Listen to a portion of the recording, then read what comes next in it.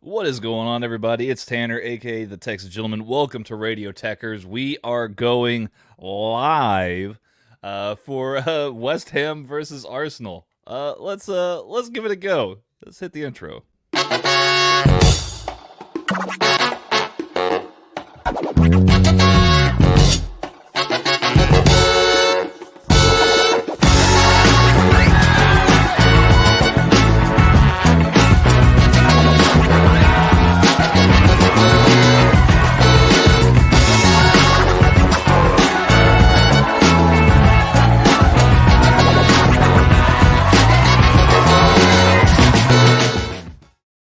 Alright, everybody, welcome to Radio Tekkers Live. Again, I'm Tanner, aka the Texas Gentleman, and we've got a big game here. It's West Ham taking on Arsenal.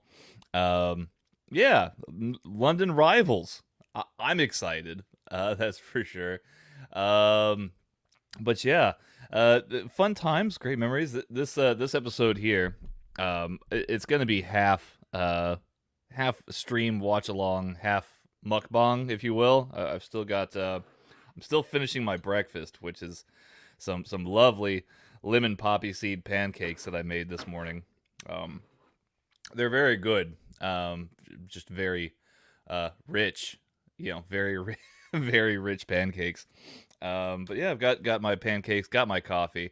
No co-hosts with me that I'm aware of. I let them know, but we'll see. We'll see if they hop along at some point. Anywho, let's talk about this game. West Ham taking on Arsenal.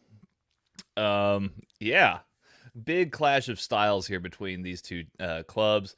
Have feuded in a big way historically. West Ham a little bit rougher around the edges, a lot more physical, perhaps, as a team. But they're doing really well this year. They're making pushes for European spots. They're in the Europa League semifinals.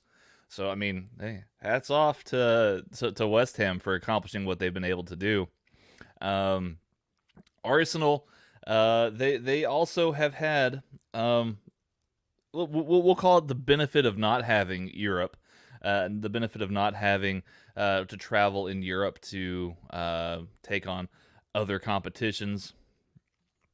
And they have been rewarded in kind here, if you will. The lesser schedule has given Arsenal time to really, I don't know, I guess reformat and really solidify the chemistry within the team.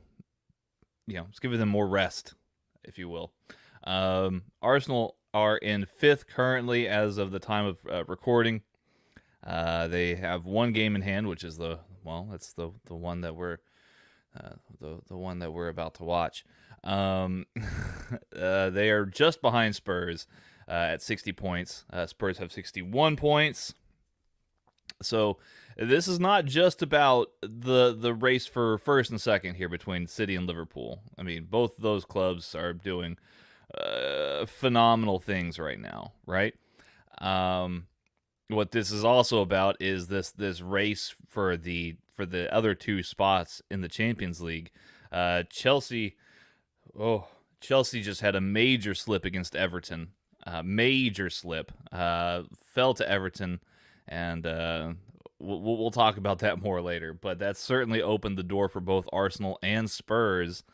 There's enough time to take advantage of where Chelsea's at, and possibly for them to both slip in.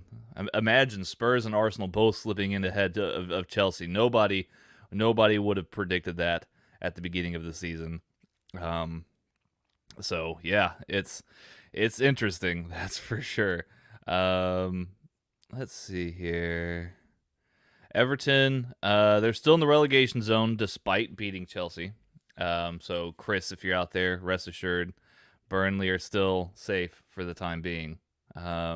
Leeds also there in that drop zone, that little bit of risk there. We know that Norwich is already relegated, so goodbye, sweet Yellow Canaries. we wish you well on your next journey, and maybe we'll see you again next year.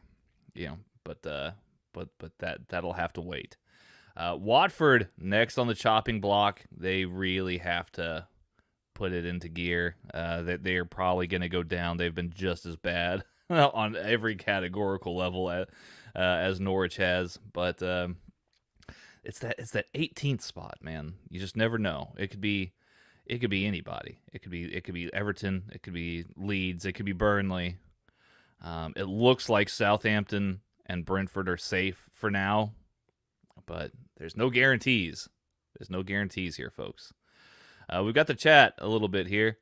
Connor McCabe in the chat says, hello. Hi, Connor. Hope you're doing well. Connor McCabe says, I would much rather Arsenal finish in a Europa League spot than a Champions League spot, just because they'll crash and burn in the Champions League group stage. That's an interesting point. I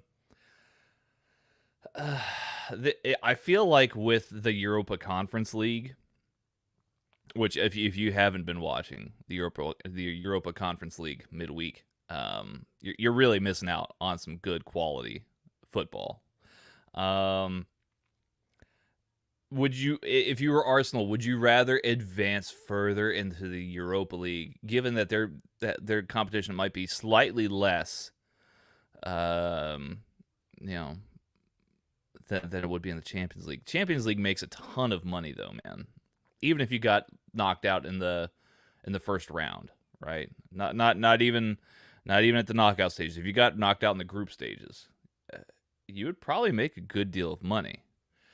How much more in comparison to the Europa League? I mean, obviously, I don't have the exact figures, but I would say that I don't know, man. That's a tough one. That's a tough one. Matt's actually DMing me something here. I have to take a look and see what it is. Something about Richarlison. Let's see here. Let me see what Matt says. What's the scoop, Matt? This is probably relating to the Chelsea, the Everton Chelsea game, considering it's Richarlison. Let's see here. We're at about 7.5 minutes right now. I still haven't touched my pancakes. I might do that. I might do that here in a minute. But y'all want to know what the starting lineups are, and I want to go over those with you. For West Ham, the hosts, Fabianski starts in goal. Fredericks, Kufal, Zuma, and Cresswell make up the defense.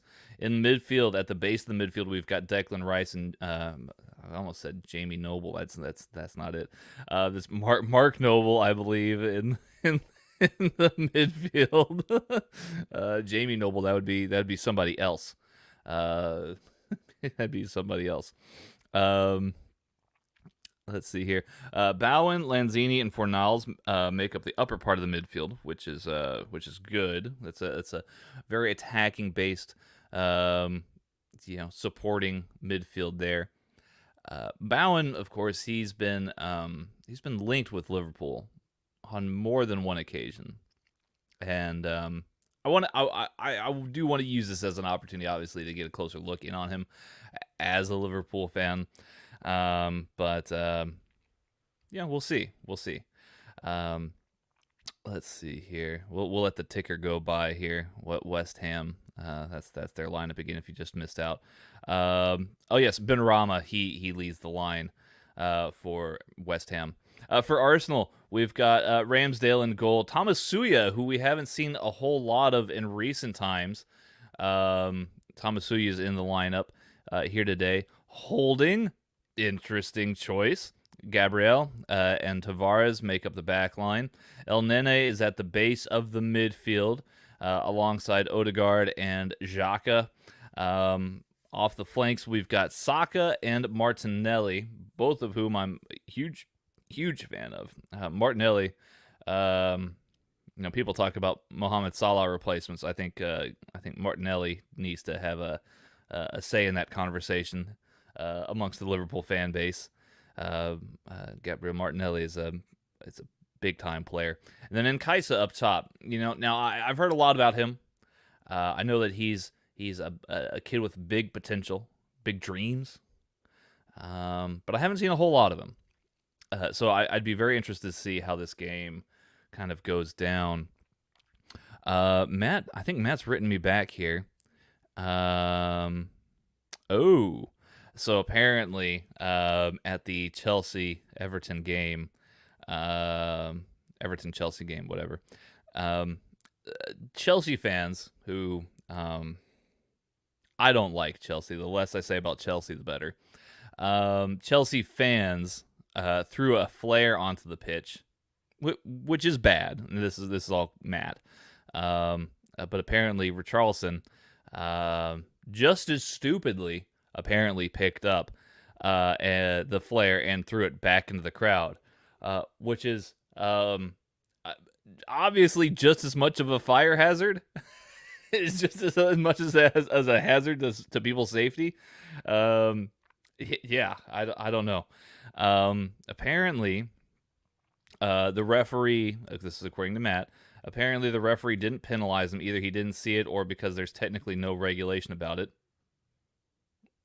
I think that just comes down to laws, right? Like there's laws. I feel like there's some common sense there. But at the same time, Payet did it in a game earlier this season with a bottle and a riot started. I believe that's in Ligue 1 in France, which is also a very exciting league. Matt would probably disagree, but I like some Ligue 1. Their fans are crazy. Like we talk about. My dog Millie's joined us, but we talk about hooliganism, about the height of hooliganism in England, in the 80s and 90s. Go to France. Go to France. The ultras there are absolutely bonkers. I would say France is up there with Argentina, maybe even getting above Argentina in terms of like fans who are absolutely, batshit crazy about their club. It's really something else. But yeah, Matt does bring up a good point. If he had hit anybody, especially a child, that's an assault charge, or worse, So yeah, Richarlison, don't be throwing the flares back, man. Just let the security handle it. And Chelsea fans, don't be throwing flares at a pitch. Why did you even bring flares to an Everton game?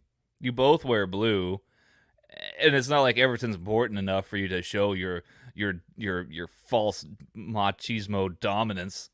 It's there's no bravado in beating Everton right now. Like let's just be very serious for a moment. Connor McCabe says Mexico. He wants to throw Mexico in the same league as France and Argentina. I don't know. I've heard. I've seen quite a few games from the Mexican league. I don't remember the fans being particularly crazy. Now maybe for the Mexican national team. I don't know.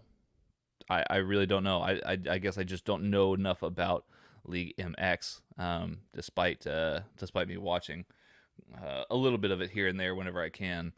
But I do know that fans in France are absolutely, the ultras in particular, particularly frighten me, and the ultras and hardcore diehard fans in Argentina, they are pretty frightening as well. There's a nice, I think I've talked about it before, but there's a really awesome documentary by Copa 90 on YouTube about the occasion where River Plate and Boca Juniors, the two biggest clubs in Argentina, they ended up together in the Copa Libertadores finals. And apparently the first game had to be delayed like 2 or 3 times, and then they I think once. The first game had to be delayed once, and the second game there was, I think, another 1 or 2 delays, until like officials, like FIFA officials, had to get involved because of all of like the chaos surrounding the event. That they actually had to move the Copa Libertadores finals, played by teams in South America, usually played in South America. That game had to be moved to the Santiago Bernabeu in Spain. They had to take it to a whole other continent because the fans couldn't contain themselves. So that's a great watch if you can find it. Again, it's Copa 90. Highly recommend it. But yeah, go check it out. So we're about to kick this thing off. Arsenal versus West Ham. I'm gonna have a little bit of pancake here. Predictions. It's hard to say. I really do like Arsenal in this game, just on a technical level. But West Ham's at home. They're much more physical. I could easily see this game being 3-1 to West Ham. I really, really could. If I'm wrong, I'm wrong. But I could easily see this game being 3-1 to West Ham. If you guys haven't done so already, if you like the content that we have here on Radio Tekkers, I'm trying to eat this pancake. Pancakes, tasty. But if you if you like the content here on Radio Tekkers, like, share, and subscribe. We've got a ton of content always coming out, whether it's pro wrestling, Premier League, MMA, F1 racing. We do it up for you guys. We try to cover all the bases. And I totally missed kickoff here, but we're about 23, 24, 25 seconds into the game now. And it looks like Arsenal have a corner. Now, I'm probably going to live to eat my words here. I'm probably gonna eat my words here as far as Arsenal are concerned. I think I said 3-1 to West Ham.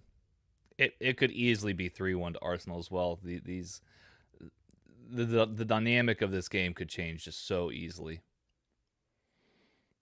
But West Ham looking pretty resolute so far. Throw in for Tavares for Arsenal. Finds El Nene. Oh, man, but it goes straight to Bowen. Bowen, not the quickest of cats, gets tackled in pretty easily by Granit Xhaka. He's down for a minute here. He might have some kind of a slight knock on him. I can't really see too much of it, to be honest with you.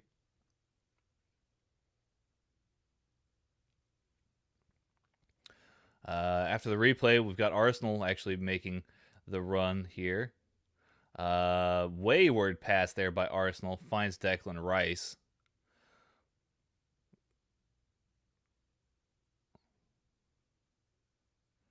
West Ham circulating the ball now.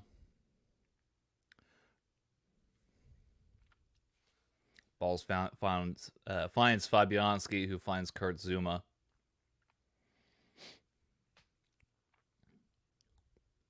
Kufal a little bit out wide there.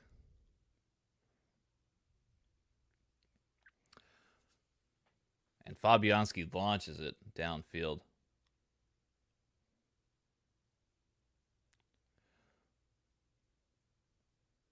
Struggle for the ball here. But West Ham seemed to regain control. Hoofs it down the field. Finds Rob Holding, but is not cleared away well enough. West Ham were back on the counter, but now it's Arsenal on the counter here. This has been very end-to-end stuff. But neither team very well organized, it seems.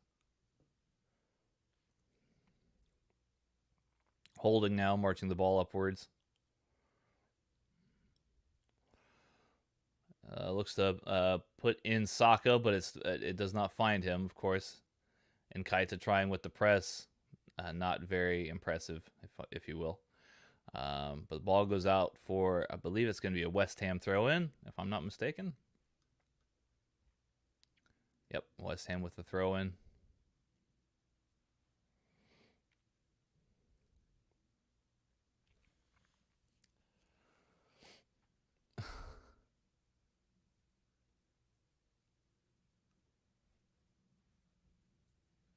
Arsenal regain off of the throw in here. Gabriel. Back to Holding. Holding moving the ball over to Tamasuya.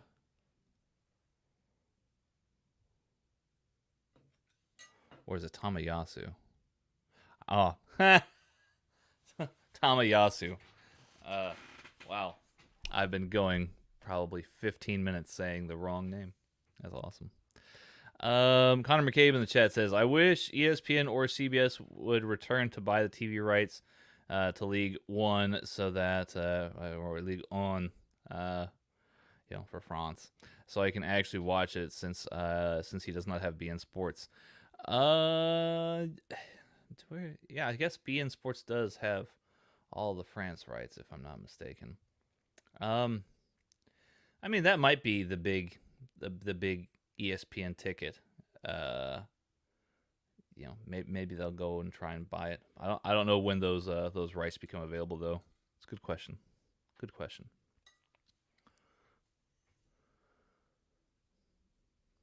Ball with Xhaka now. Xhaka, I believe he gives it to Nkaita.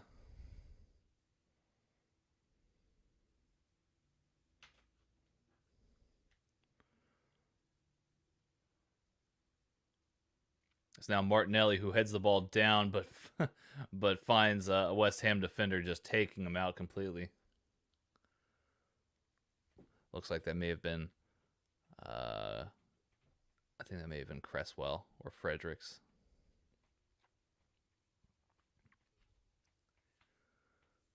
There's now a free kick just short of the halfway line. Kurt Zouma just takes it short. Ball finding Declan Rice now. Rice to Fornals.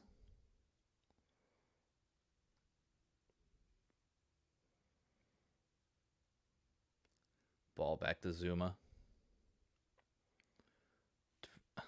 to Kufal.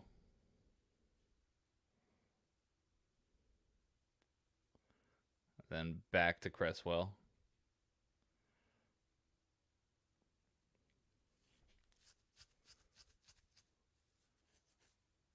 Rice. Rice marching the ball up the field there. Finds Lanzini. Lanzini found Bowen. Rice. Looks like that's Fornals. Fornals trying to find Lanzini.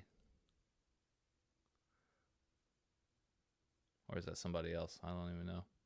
I don't watch a whole lot of West Ham, so forgive me, folks, if I'm completely off the base here as far as West Ham goes.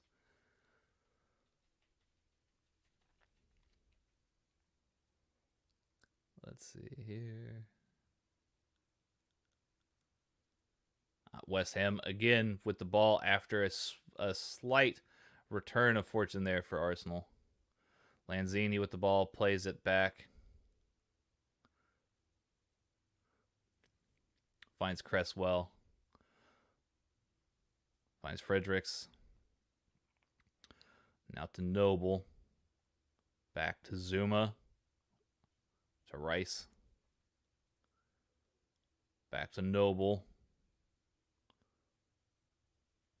Noble just kind of playing the fulcrum here. He's just trying to pivot and get the ball moving wherever he can here at this point.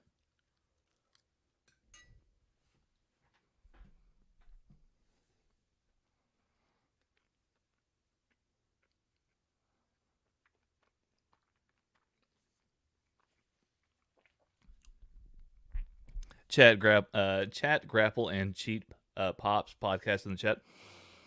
What's good, y'all? How's it going? Hope y'all are well. Chat Grapple and Cheat Pops was actually on the Twitter sphere yesterday, and I was talking about how the Sadio Mane incident with Dubravka yesterday, if that should have been a red card. Yeah, man, that's a really tough one. That's a really tough one. It's obviously a bad tackle. It's obviously pretty reckless. But we have seen other incidents in the past where reckless tackling does not command more than a yellow card. for one reason or another. So it's hard to say, and that's not an excuse. I think that Sadio Mane definitely deserved at least a yellow, but yeah, what do y'all think out there? If y'all haven't seen the tackle on Sadio Mane, or the tackle by Sadio Mane on Dubravka rather, go and let me know what you thought of the tackle. Should it have been a red? Let's find out. Graham's in the chat. Graham from A Good Cop, Bad Cop. He says he's listening to us while catching up on the World Snooker semifinal highlights. He wants us to see Ronnie's performance ahead of the final. Well, I hope you enjoy, Graham. I know next to nothing about snooker. But thank you for joining us. Please don't ask me for my snooker recommendations. I don't think I would be of any help to you whatsoever. Let's see here. Back to the game. Fredericks with the throw in.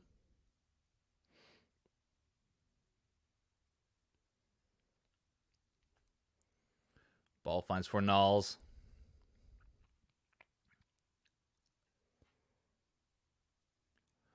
Back to Noble.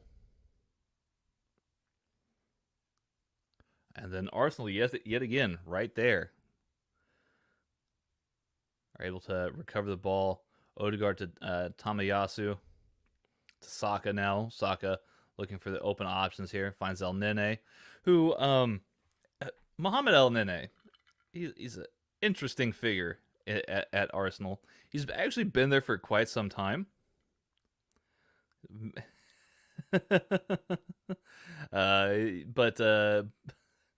But he's actually found, whenever he's partnered with Granit Xhaka in the midfield, and I don't know why they ever changed this, but whenever he's in the midfield, he just controls. He helps Arsenal control these games. He's really, really good. I don't think enough people give Mohamed El Nene enough credit.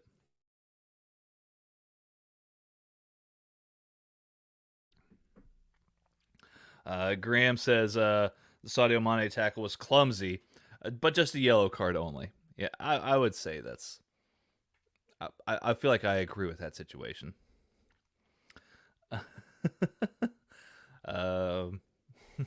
Chat Grapple and Cheap Pops says as if he wasn't British enough in reference to Graham. Yes, snooker.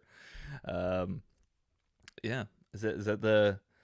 I guess snooker is that the same as like billiards or pool? Snooker. Let's see here. Ah, yes. So it's basically like pool, but it looks like it's played differently. If y'all can educate me, what is snooker? How is snooker different from pool? That would be greatly appreciated. We get a nice juicy spot of Kufal's bald spot on the back of his head. I don't think he knows it. Maybe he knows it's there. I don't know, but it was that's right on the crown there. You know, you might need some hymns, if you will. Hashtag sponsor. We are not sponsored by hymns, but you know, Kufal could use it. That's for sure. Chat. Let's see here. Graham says bigger table pockets are smaller. Interesting. Okay, so that's one difference. But Chat Grapple and Cheap Pops podcast says it's pool for posh boys. But that's probably true. That's why I've never heard of snooker before. It makes a lot of sense. To the game here, Ramsdale, ball went all the way back to Ramsdale, who launches it. He finds an outlet here. Looks like he finds Nkaita. This Arsenal line has been very fluid in attack. You're seeing a lot of players rotate in and out. There's not very much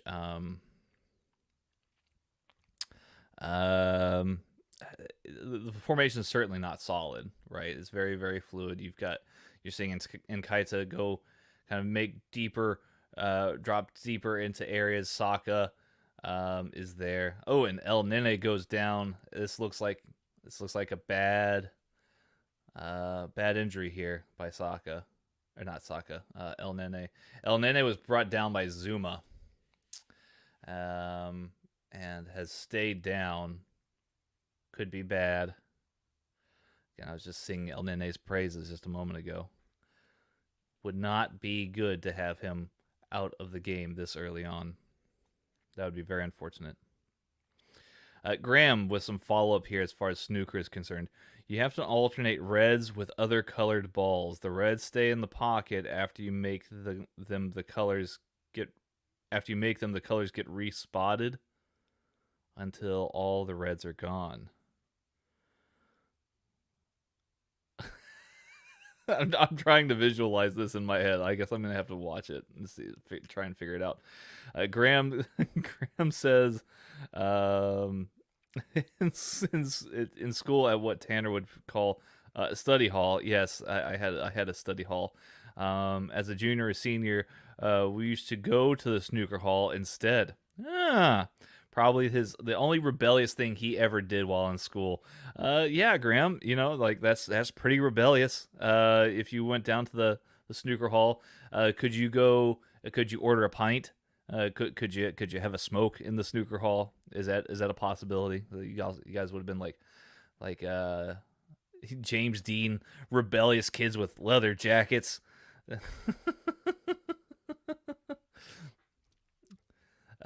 Chat, Grapple, and Cheap Pops podcast. Surprised he kicked El Nini. He thought that Kurt Zuma preferred kicking cats. Yeah, maybe just a little bit. Cats can't get back up and punch you, I suppose. Well, maybe they could, depending on the cat. It would take a big cat though, like a tiger or maybe a lion. That'd be quite the thing. Chris VFC in the chat. Welcome, Chris. He's our official kit manager as well as CFO, Chief Financial Officer. Chris, he's in the chat. He's just getting ready to go out though. He said he wants to pop in and say hello. Up Michael Jackson's shagging clarets. Yeah, Burnley, man. Burnley. What a team. That they have. They are managed now by a man named Michael Jackson, who, I mean, can you want anything more in life? For such a hard team like Burnley, that they're managed by Michael Jackson is great. But this Michael Jackson knows his football, and helped rally Burnley to a 2-1 victory yesterday against Watford. Amazing stuff. Chris was there at the grounds. He got to witness it. It was spectacular. So yes, up the clarets for Chris in the chat. Graham says smoking was probably allowed then. To be honest, this was the early '90s. And as seniors, yes, you could order pints legally. See, there you go. There you go. Yeah, Graham. With all the rebels, the rockers, I'm sure that there's probably, they would leave the snooker hall and then get into a fight outside with the mods, if you will.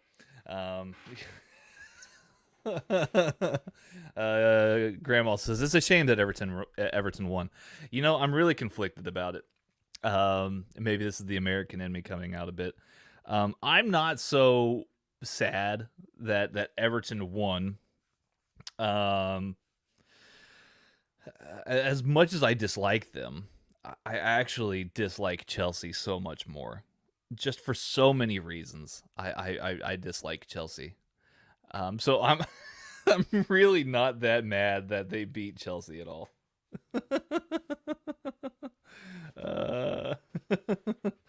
Graham says yes, his leather jacket punk hairstyle. Yeah, I can imagine. Graham, you need to find some pictures and share it with a bunch of us of your leather jacket, your punk hairstyle. Maybe some steel-toed boots that you would wear when fighting the mods outside of the snooker hall. That would be great. Fabianski now standing over the ball. Fabianski, a former Arsenal man himself. His career has been interesting. He's actually stayed active a lot longer than what I thought he would. He was very injury prone early on in his career. Him and Woodcheck Szczesny, who now is the Juventus #1 goalkeeper, have had very interesting journeys since their days at Arsenal. Mm-hmm.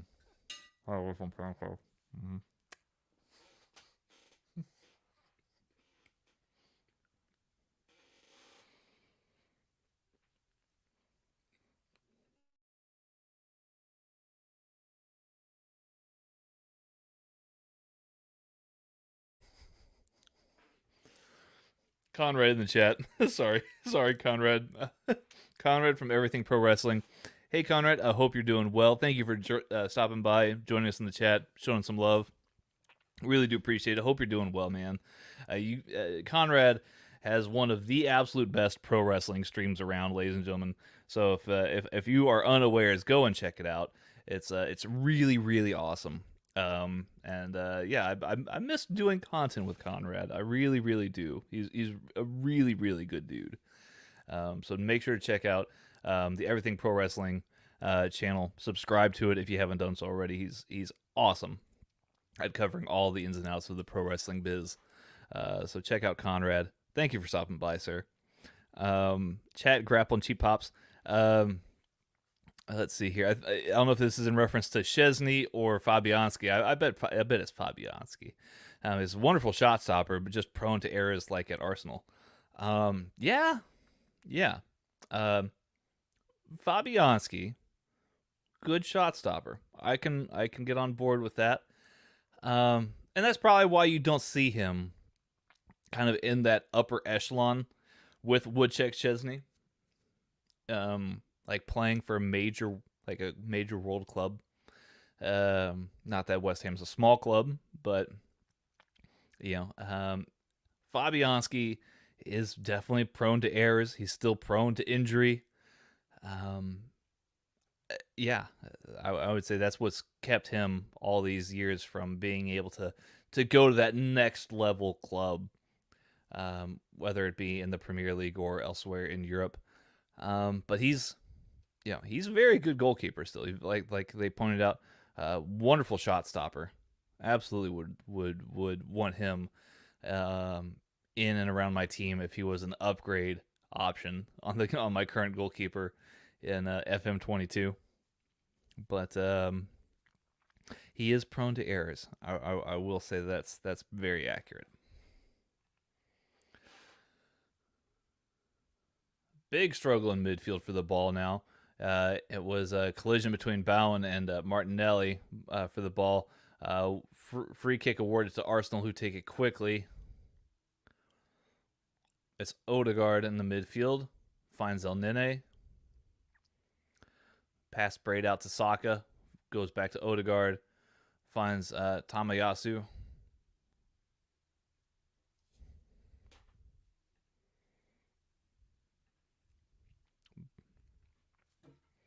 Tavares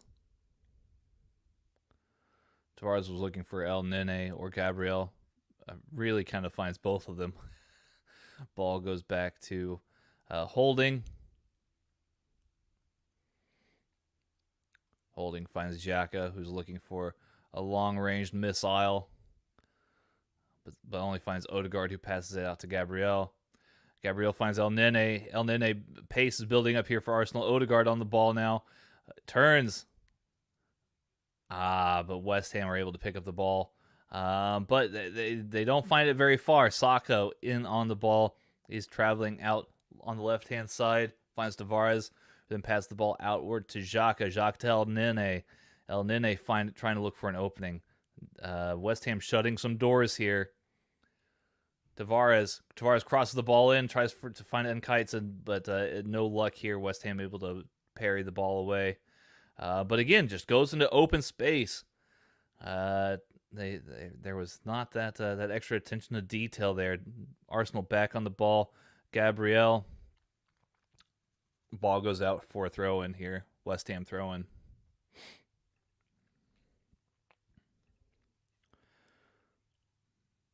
David Moyes, West Ham manager. He's a proper guy himself.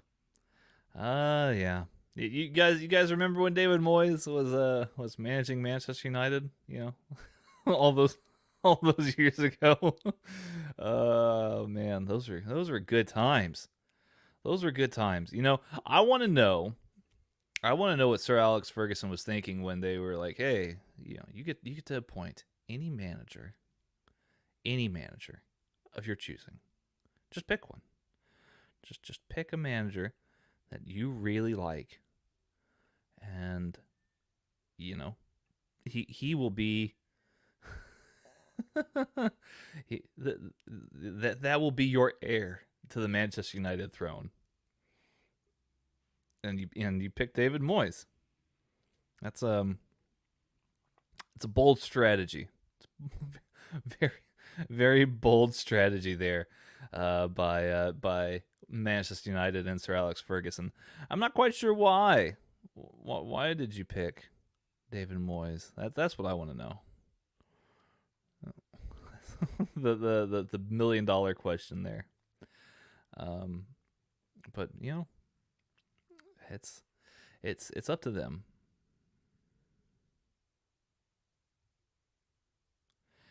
Chat, Grapple, and Cheap Pops. I think they're trying to help correct my pronunciation here of Arsenal's striker today, Nketiah. Nketiah. Okay, well, thank you for trying. Nketiah is the name of Arsenal's striker. I think I've been saying Nkaita, perhaps. Nketiah. Sure, I'll take it. Nketiah sounds good. Anyway, there's Declan Rice with the ball. I hope that helps anybody. It was Declan Rice on the ball there. Now it's ball's gone to Kurt Zouma.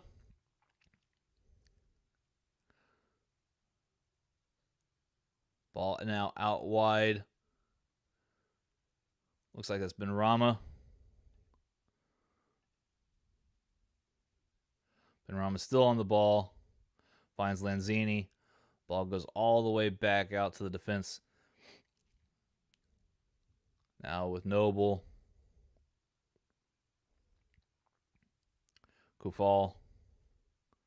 Back to Noble. To Cresswell.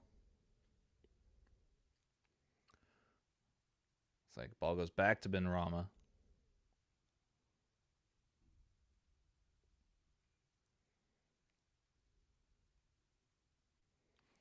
West Ham just kind of circulating the ball here, taking their time. Kufal sent in a cross. Fornals with a shot in, but it goes way over the bar. Way over the bar.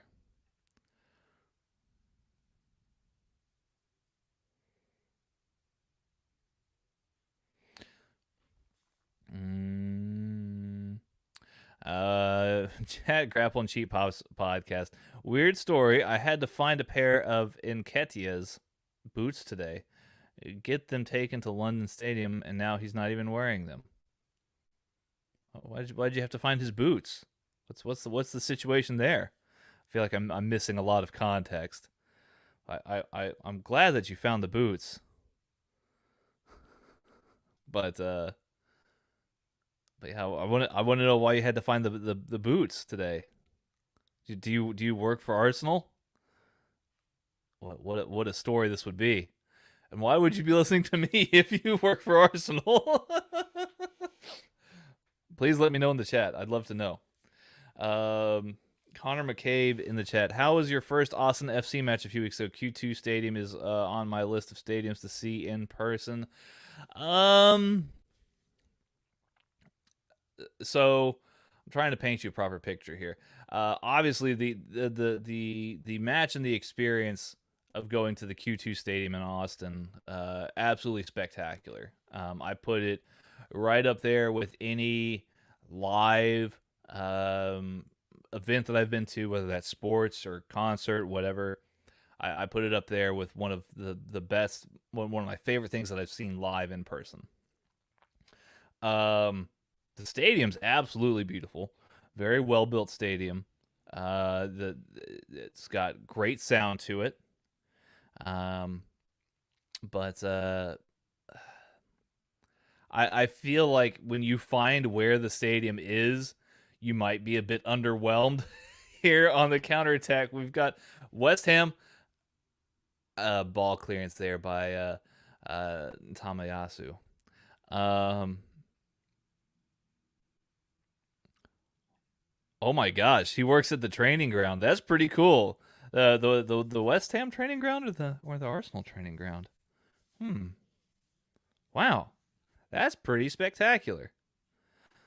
That's pretty spectacular. The West Ham training ground or the Arsenal training ground? I want to know. That's awesome. He's at the match right now. Wow. But yeah, the Q2 Stadium is not, it's not in downtown. It's actually in North Austin. Um, Not very like if you drove, you could easily drive past it and not know that it's there. I actually work on the same street that the stadium is at, and you could easily drive past the Q2 Stadium and not know that it was there. But it is a wonderful, wonderful stadium to go to. I do recommend it. Though maybe wait a little while, Connor, because there's just too many people that are in Austin right now, whether they're visiting or living here. I need about half of them to leave and never come back. That would be great. Chat, Grapple, and Cheap Pops have sent me a DM of their view. Oh, okay. Let's take a look here. He works at the Arsenal training ground. Let's take a look here. Let's see if we can find what's going on here. Wow. Huh. That's pretty cool. Let me see if I can find a way to share this here real quick. Let's see.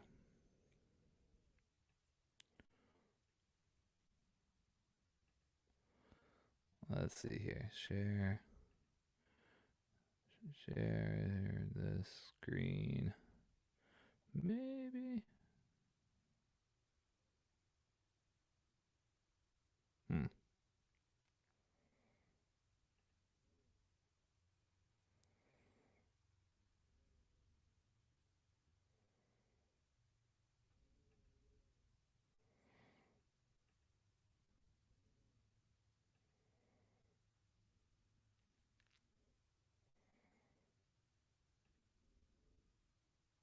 Hmm. All right, my computer's being funny here, but I'll go and retweet this because it's awesome. This is very cool. Let me see if I can find a way to tweet this here. But yeah, so Chat, Grapple, and Cheap Pops. This now in my mind helps make a lot more sense. So they work. He works at the Arsenal training ground, which is fantastic. That's awesome. I did not know that at all. Um, the but it would make sense as to why he would want Sadio Mane sent off for the red card now.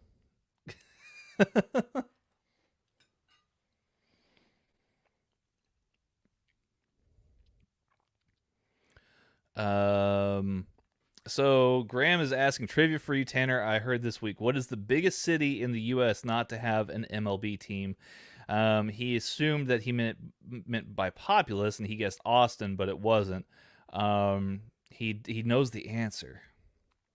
So biggest, I guess. What would you? What are the parameters for biggest if it's not populous? Could you give me a hand there, Graham? What is the biggest city in the U.S. not to have an MLB team? He assumed it meant by populace, and he guessed Austin, but it wasn't. What could you mean? I mean, I guess, but biggest could be by populace. Maybe by area. Huh.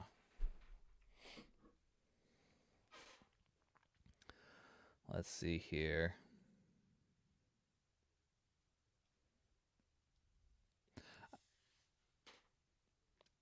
I'm gonna have to pull up a list of MLB teams.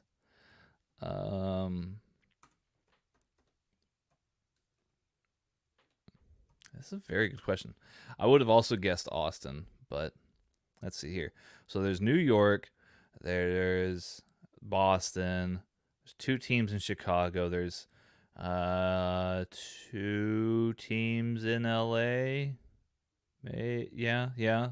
The Los Angeles Angels of Anaheim. That's the stupidest name in all of sports.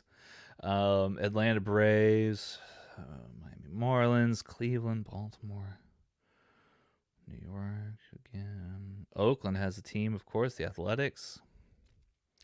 Tampa Bay, St. Louis, Minnesota, Detroit, Washington, Cincinnati, San Francisco, Philly.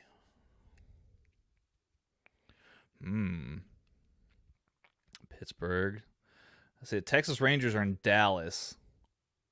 Connor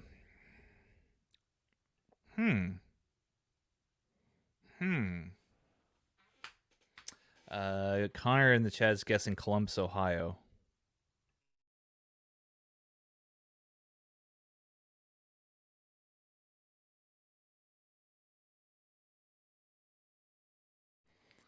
Philly has a team. Biggest city by area.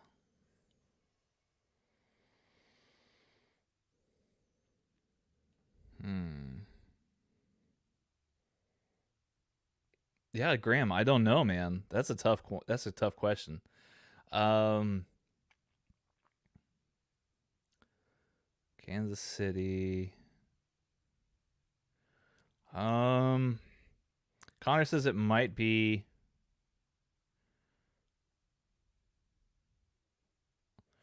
Connor says it might be an Alaskan city. Buffalo could be Buffalo. I like what you're thinking there. Buffalo could be a potential one. Home of the Buffalo Wing. Love Buffalo Wings, of course. It was on a podcast, Graham says. They gave 4 multiple choice answers, and Austin was one of the choices, but he choices not sure. I remember the other 3. Well, then does that? What's the answer though? If you don't remember the other 3, Connor says Buffalo has a minor league team. True, but if they don't have a major league team, then that's, I think Buffalo would still qualify.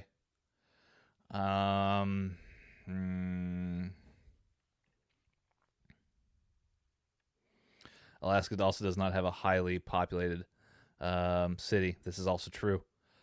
Yeah, I'm ready for the answer. Let's find out what city does not have. What's the biggest city that does not have an MLB team? I mean, Austin's a good answer here. As Arsenal take a shot, that was in Katia. If I'm saying that correctly now. Look back at my notes. In Katia, yeah. Thank you, chat, grapples, and cheat pops. You know, Graham. So, San Antonio. San Antonio is the answer. I was born in San Antonio, ironically enough. I would disagree completely here as Rob Holding has scored a goal here. For Arsenal. Arsenal now up 1-0 to West Ham. Flares going off, of course. San Antonio. I just don't. Whenever I think of San Antonio, I really don't see it as being a large city. I don't know. Maybe that's my mentality about it. San Antonio. San Antonio is the answer. Let's find out who. What city does not have an MLB team? I mean, Austin's a good answer here. As Arsenal take a shot, Buffalo has a minor league team. True, but if they don't have a major league team, then that's, I think Buffalo would still qualify. but I really don't see them as being like a large city. I don't know why that is. Obviously, the San Antonio Spurs uh, play there. It's a wonderful city. I've just never really thought of it as being like a major city. I would have said Austin bigger. Austin bigger city, bigger town, bigger populace. Um, Graham says we missed the goal of the trivia. Yes, we barely spotted it in time. Um, Graham says he didn't either. He thought that Austin was bigger and immediately ruled out that answer. Yeah. I don't know, man. I don't know what to tell you. I would have definitely said Austin, much larger city by populace. Maybe it's because it's by if they're considering it by area, that's not the right answer there. Um, but I still would have said by area, Austin's a much bigger city than San Antonio. I don't know. I don't know. Maybe the baseball podcast got it wrong.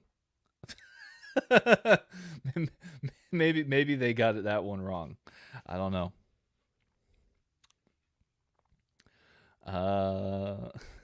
Chat Grapple and Cheap Pops podcast.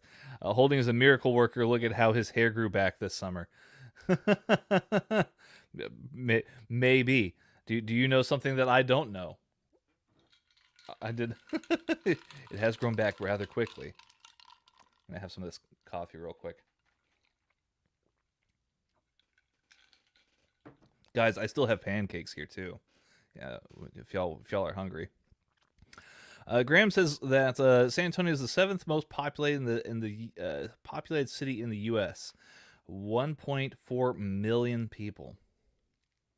Again, it's so weird. I just would have never guessed San Antonio being that big.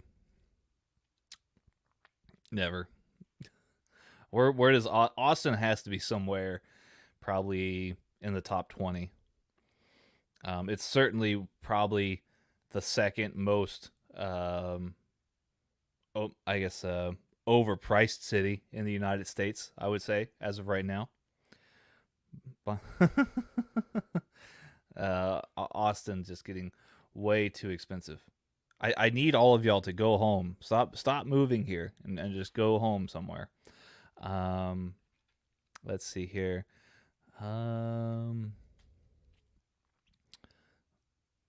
The other cities that come before San Antonio: New York, L.A., Chicago, Houston, Phoenix, Philadelphia. No Dallas on the list. I could have sworn that Dallas was higher up on the list. New York, L.A., and Chicago all make sense.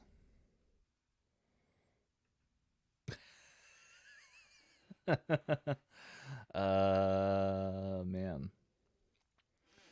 Yeah, that's insane.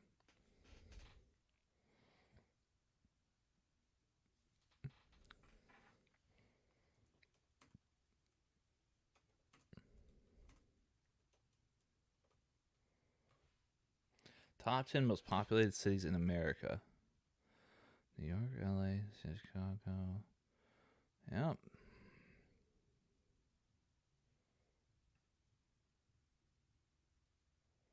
Wow. Would have never guessed it. Austin is an 11th. Dallas is number 9. Okay. Huh.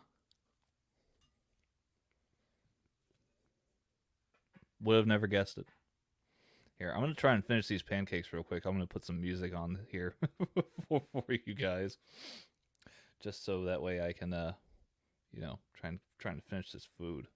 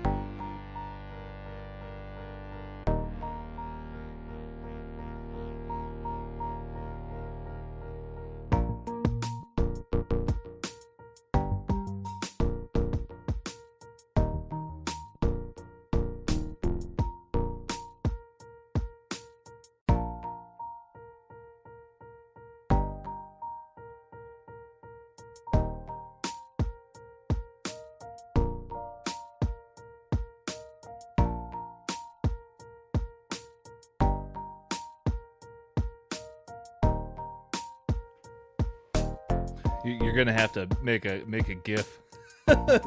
You're gonna Graham, if you can find somebody who can make a GIF of that, then that'd be great.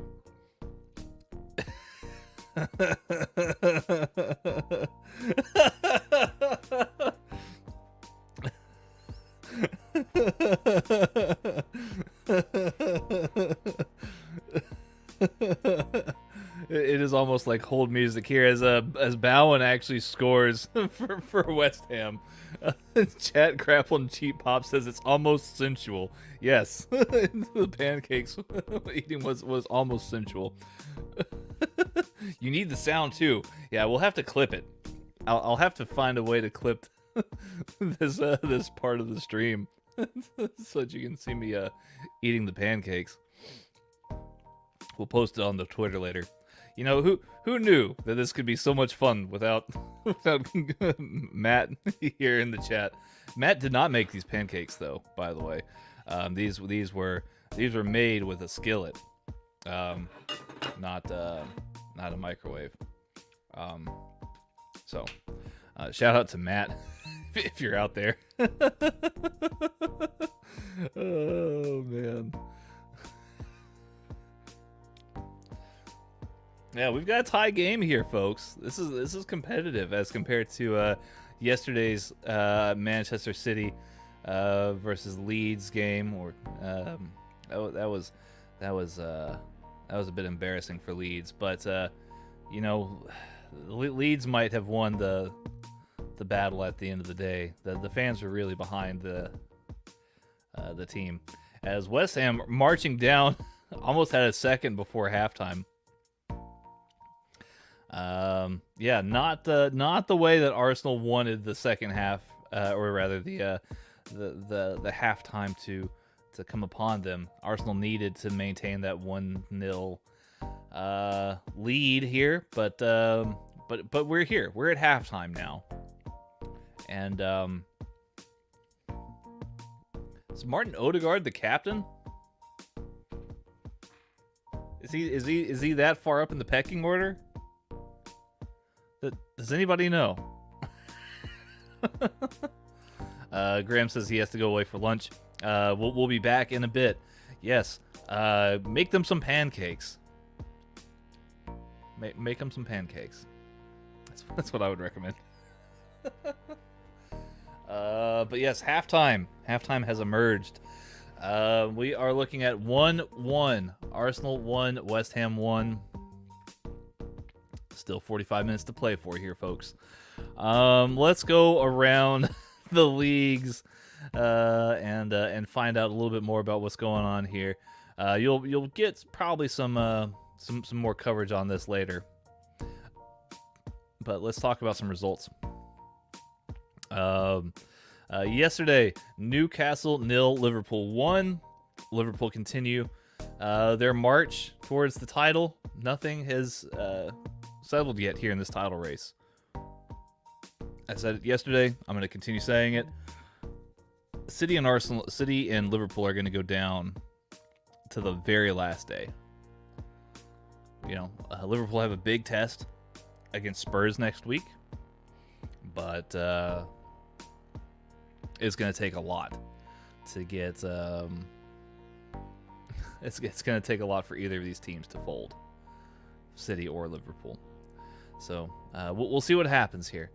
Newcastle, of course, still have to play City. So I mean, there could be sparks there. Newcastle are wanting to prove a point here right now, and boy, are they making it. Let's look at the standings here. Newcastle, as of you know, I guess before the start of the weekend, Newcastle were almost within the top 10, if I was remembering correctly. I think Newcastle may have been 9th, maybe 10th, but they're in 10th right now. And to imagine that just 6 months ago they were in the relegation zone fighting for their lives, that's incredible. That's a major achievement in and of itself. So Newcastle aren't going anywhere anytime soon, that's for sure. So let's keep an eye out for for the goings on at Newcastle. Let's see here. More games from yesterday. Watford 1, Burnley 2. We of course covered this a little bit yesterday. Chris was at the grounds. He was not very impressed by West Ham's ground, or not West Ham's. Oh my gosh, Watford's grounds yesterday. But you know, he got what he needed. Burnley comes away with the win 2-1. I still feel like Burnley are going to avoid the relegation drop. And they proved it yesterday. They played the full 90 minutes, and that's what the game's all about. Got to play the full 90 minutes, folks. Southampton 1, Crystal Palace 2. Southampton, man. Maybe one of the most unconvincing clubs in the mid-table right now. I feel like they could get rolled over at any moment by anybody. They're just not very good. Just not a very good team. I've got a good coach, but the team's not there, I don't think. And they haven't had a whole lot of luck either. Crystal Palace, very well-drilled team. I mean, Patrick Vieira basically, gave that whole squad a facelift from recruiting all the way up through every aspect of training. So yeah, hats off to Patrick Vieira and what he's been able to do for Crystal Palace this season. Aston Villa 2, Norwich 0. This is the game. This is the game that relegated Norwich back to the championship. No big surprise there. It feels like this has been impending for months. That we knew that Norwich were going to go down. And yeah, it's just basically made official. That's really what it comes down to. Let's see here. Wolves 0, Brighton 3. I thought Wolves were better than this, but they keep finding ways to prove me wrong. Brighton, of course, led by Graham Potter. Very well-drilled team. I like Brighton. I have nothing against Brighton. I just thought Wolves were better than this. I really did. And I was wrong, and I'm sorry. I really have to sneeze. Let's see. Excuse me. I had to hit the mute button there really quickly. You didn't want to hear any of that. That was a very loud sneeze. But yeah, guys. Brighton, three goals, putting 3 goals past Wolves. That's a bad look for Wolves there. Very Jekyll and Hyde team there, but that is what it is. Leeds 0, Manchester City 4. We streamed this yesterday. I don't have to tell you guys what went down. You guys saw it. Look, Manchester City were all over Leeds yesterday. And there was times where Leeds looked really good, and then it just fell completely apart in the second half. They were proven to be fools in the second half. They just need a lot of reinforcements, better quality, strength. But if they stay up, I will be impressed if Leeds stay up through this whole thing, especially over one of the teams that we're about to talk about here in just a moment. But before that, Tottenham 3, Leicester City 1. Tottenham, man, Spurs really pushing the pace here. And obviously with this victory against Leicester, they're in that 4th spot, and Arsenal isn't. Arsenal need a victory here against West Ham to move back into the top 4. But there is still a lot to play for between Arsenal, Chelsea, and Spurs. We could see both Spurs and Arsenal moving into the top 4 and Chelsea getting knocked out. It's just there's just so much left to play for. Anything is really possible from spots 3 through 6 right now. It's crazy. Though I would not favor Manchester United going into the top 4 at this point. I think they're pretty solid where they're at right now. But that's all right. Let's see here. And that brings us to the game right before this. Everton 1, Chelsea 0. People have said that that Frank Lampard basically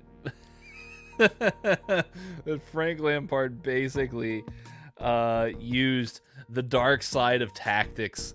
That he learned lessons from the OG Jose Mourinho himself to pick up this snatch and grab victory here with Richarlison bagging the only goal of the entire game in the 46th minute.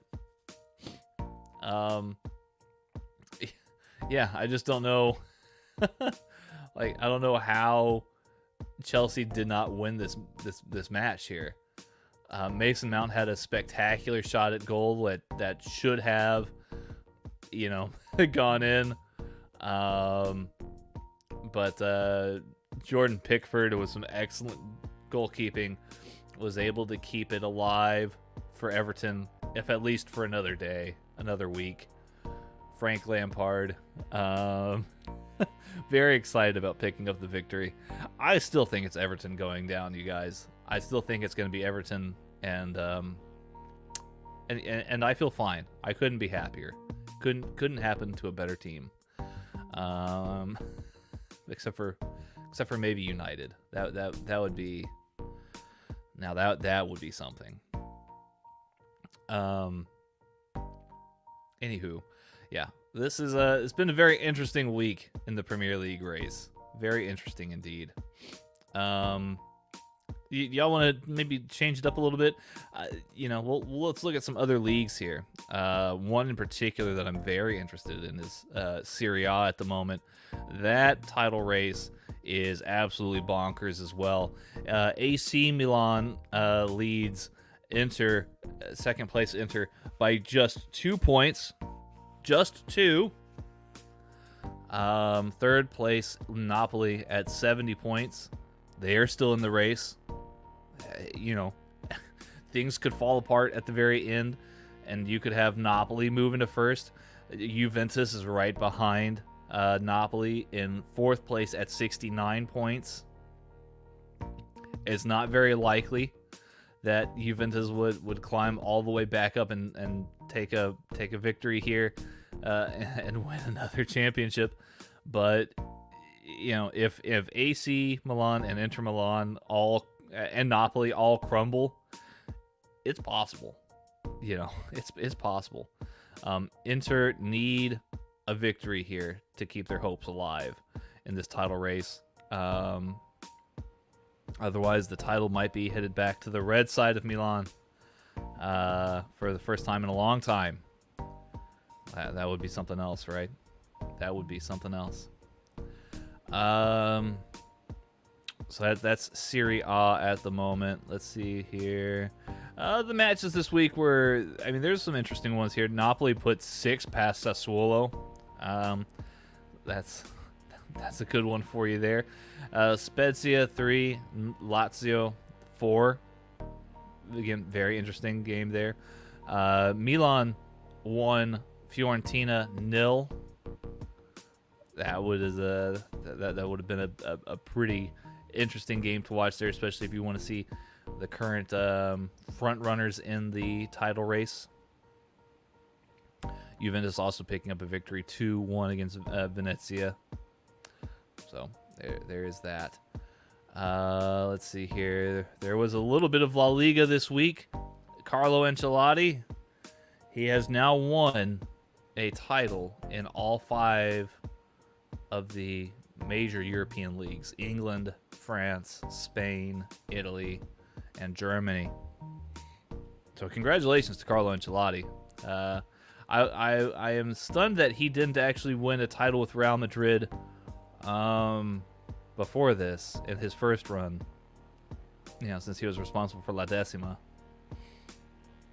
I could have sworn he had held a title earlier, but perhaps I'm wrong. I don't know. But anyway, congratulations to Carlo Ancelotti. He's a really good manager. Really good manager, for sure. Obviously, PSG has locked up the Ligue 1 title. There's no way that any of the other teams can win it at this point. But you got to think that it's a little bit of a disappointment for PSG. They brought in Donnarumma, Gini Wijnaldum, Achraf Hakimi, and there's this one guy that you may have heard of before. I mean, I really don't know. You might have heard of this guy, Lionel Messi. They brought in all these players at PSG, and I'm pretty sure I'm on record on this channel at one point, probably Mags too, saying, it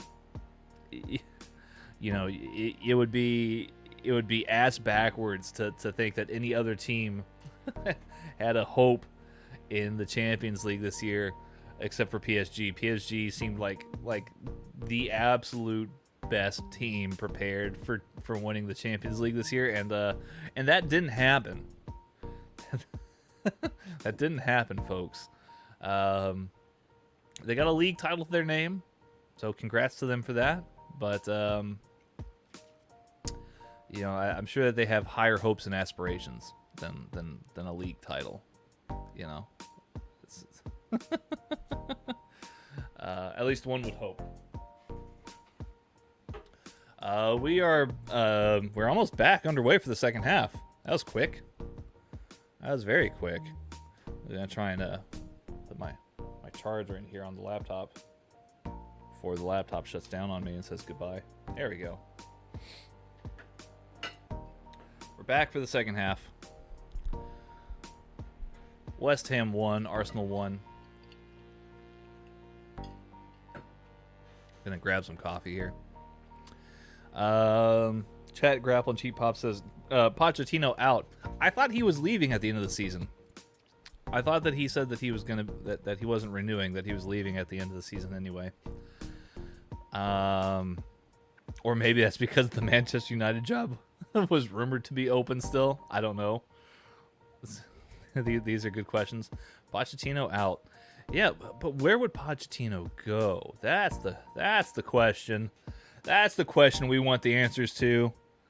Where would Pochettino go?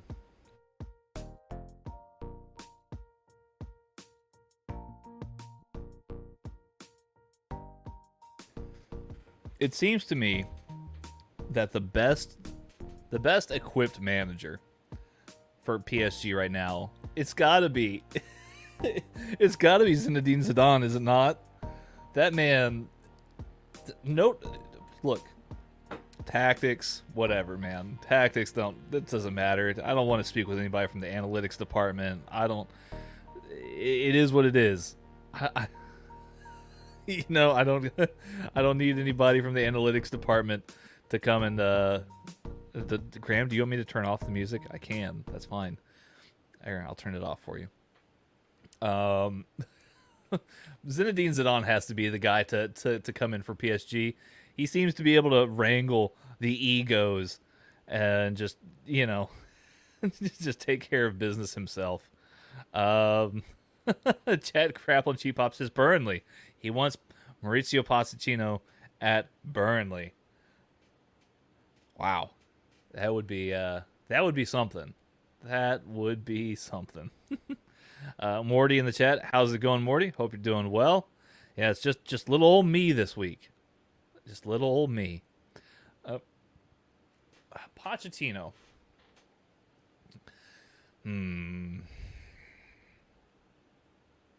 I just don't know where he would go. My gut says somewhere in Italy. My gut says he would go to Italy. I just don't know where to, though. Juventus seem pretty married to Allegri at this point. Napoli. I mean, Napoli's been trying to get over that next hump for a long time now, and it's not like they're hurting for a new manager either. But I don't know.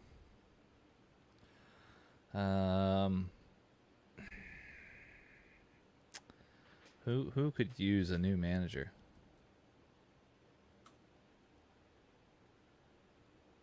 Roma, probably not.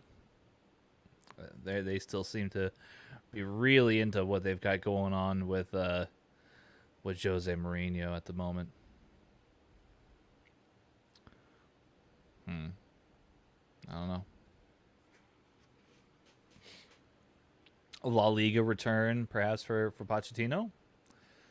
That could be a shout.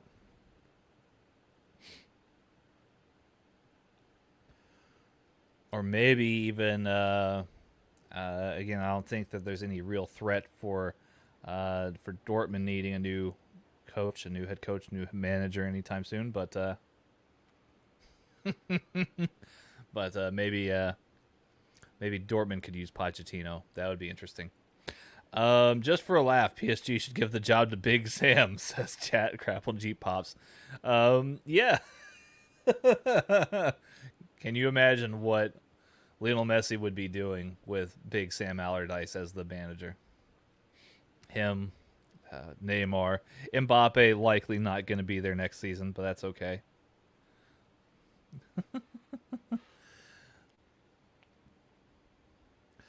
Just in case you're wondering, we're at the almost the 49th minute mark here, 48 minutes 50 seconds and counting.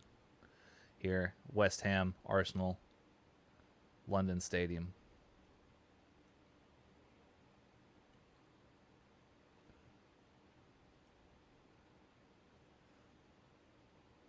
West Ham with a pass back to Fabianski.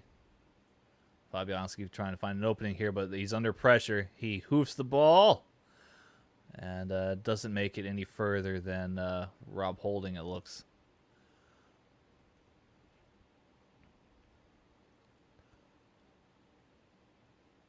Xhaka to Holding. Holding, moving the ball upwards there. Trying to find Saka. Does not fall there. Found Fredericks instead. Who found Lanzini. Back to Fredericks. Oh. And then the ball goes out here for a throw-in. I mean, do y'all want the music back? I feel like you know, y'all might want the music back. It's up to you, though. I don't really care either way. Maybe something different. Hmm.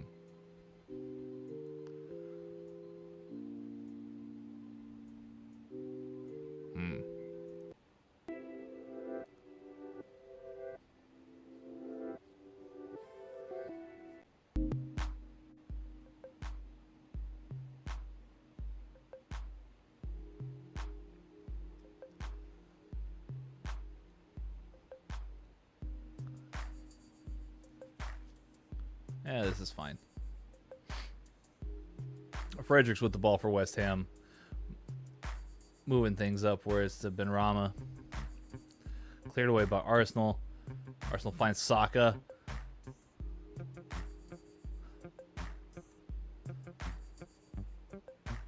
Nketiah. Nketiah. Nketiah. There we go. Saka with the ball once again, though. Nketiah. Saka got tackled. He's still staying on the ground, though. Referee's not calling it, though. Xhaka. Oh, Xhaka slipped. I've seen a lot of slips lately. Lots of slips. Oh, Ramsdale tries to come out. And he... Oh, God. Ramsdale tackled... Oh, no. Ramsdale tackled Bowen.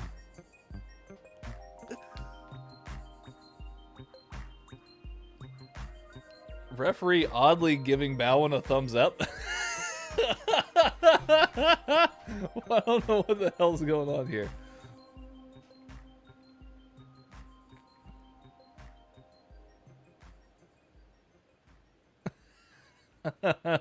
Very strange. Very, very strange. Yeah, Ramsdale came out, slide tackles, Bowen. It's actually kind of the opposite thing that happened. Chat grapples, cheap hops. It's actually the opposite of what the Mane Dubravka situation was. Possibly that should have been a red card. I don't know.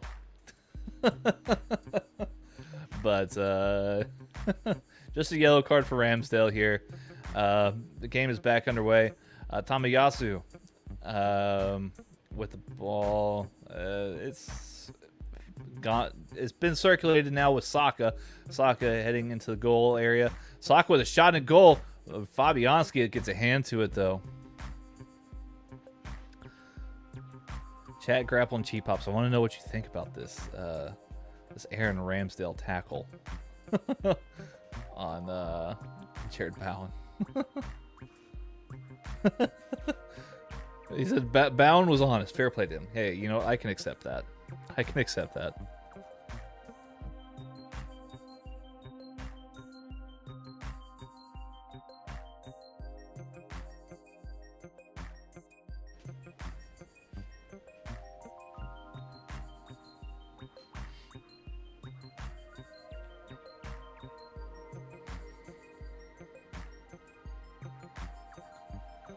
I think it was a yellow card on Bowen, though. I think they may have tried to tag him for simulation. But it did look at first that perhaps Ramsdale had almost made some contact there. Saka with a corner. Martinelli. Gabriel! That's a goal right there. Arsenal have scored. It is now 2-1 to Arsenal. Wonderful header by Gabriel. Chat grapple and cheap hop says, or I'd booked him for a hideous dive. Yeah.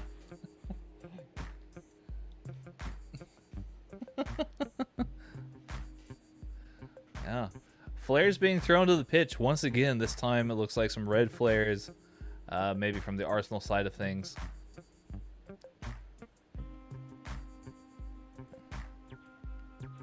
Getting a replay of it.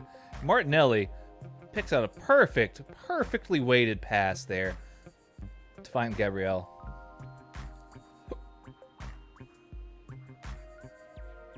Yeah. If there's any Arsenal player that I would take at Anfield, Martinelli has to be top of the list.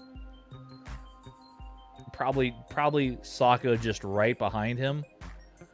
But yeah, he's a wonderful player. There was not much that you could do about that. And that was a lovely cross by Martinelli. Gabriel's 4th goal in the Premier League this season. It's a pretty decent return for a center back. Not bad.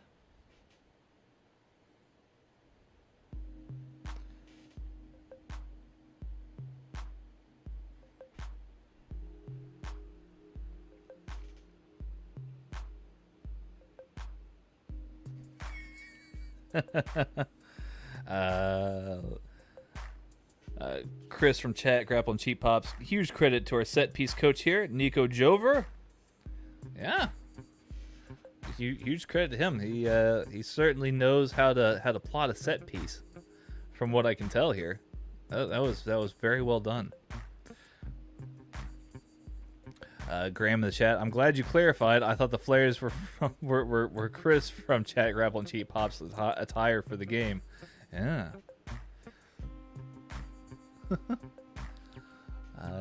Game's back underway. Fabianski passes out to Kurt Zuma. Finds Cresswell. Trying to find a deep pass here for Lanzini, but looks like it does not become of anything here. Ramsdale's able to scoop up the ball with safe hands. Mikel Arteta giving some instruction.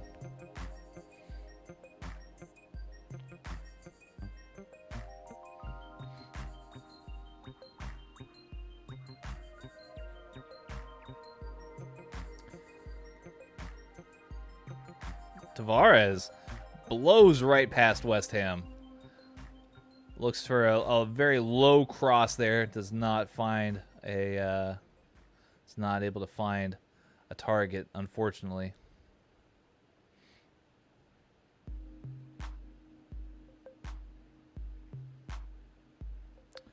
Ooh, long range shot there from Martinelli. Does not find the target.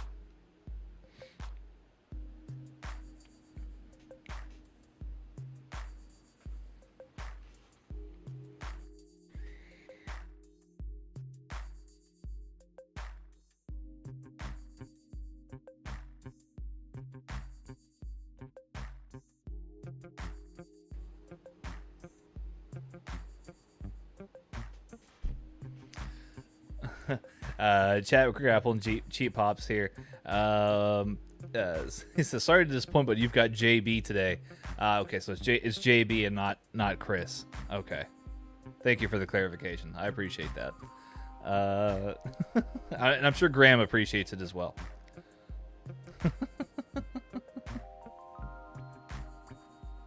Good stuff. Thank you, JB.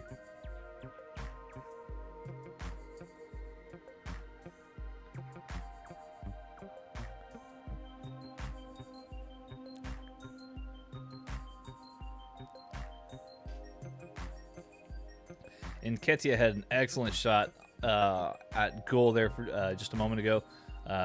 Picked up well by Fabianski.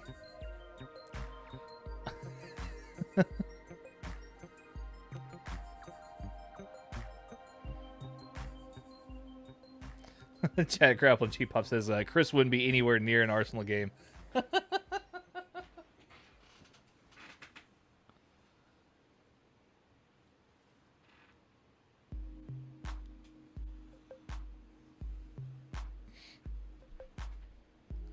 Noble on the ball now. Finds Rice to Ben. Looks like to Fredericks. Rice backwards. Still on the ball, West Ham. Rice trying to pick out Kurt Zuma. Rice had to go all the way back. Playing at center back there for just a minute.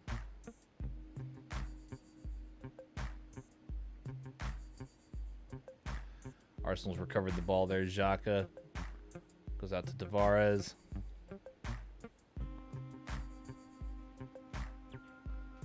Or rather, Nketiah. My apologies. Tavares has sprung up so far up all game that you just never know.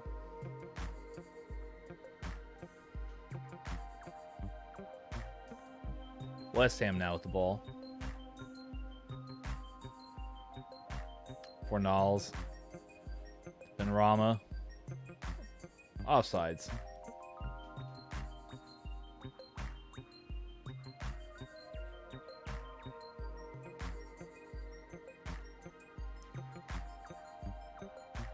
I think it was Kufal who was judged offsides.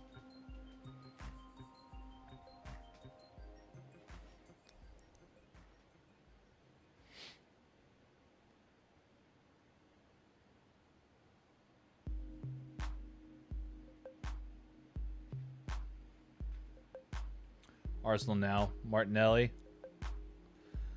Tackled by Fornals.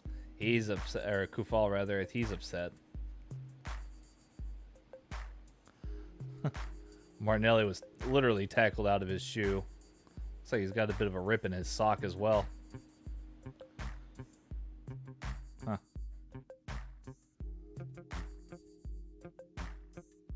It's a shame. Those are nice socks.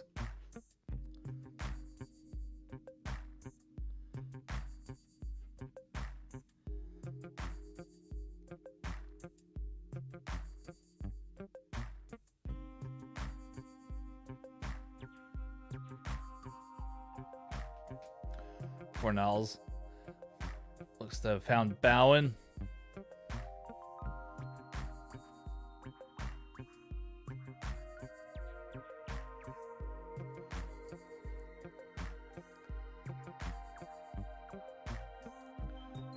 Rice picks out Noble.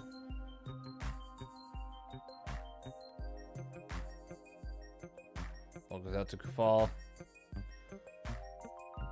Kufal out wide to Bowen. Fornals back to Bowen. All the way back to Kurt Zuma now.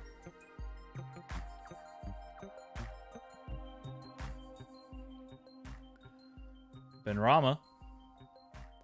Benrahma seeking a target in the middle. Crosses in, gets cleared away by Arsenal, but not all the way.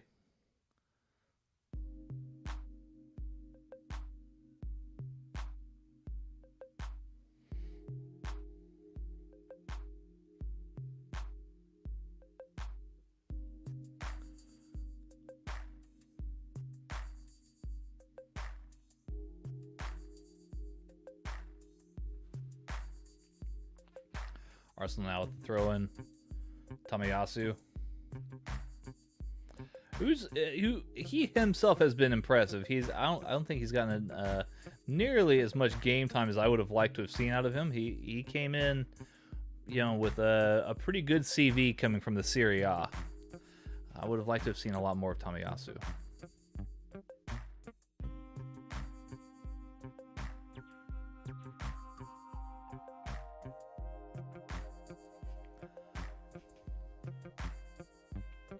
Declan Rice. Ball goes all the way back to the defense there. Looks like that's Cresswell. Looking for an opening. Back to Rice, who crosses it way out. But it's deflected there. Arsenal with some sloppy passing, though. Ball goes right back to, I believe that would have been Noble. Now to Lanzini, who tries to pick out a pass, unable to do so. Real end-to-end stuff here. And Ketia. Long-range shot there, but it drops right into the hands of Fabianski once again. Fabianski, he's been better since conceding the last goal. You just never know, though.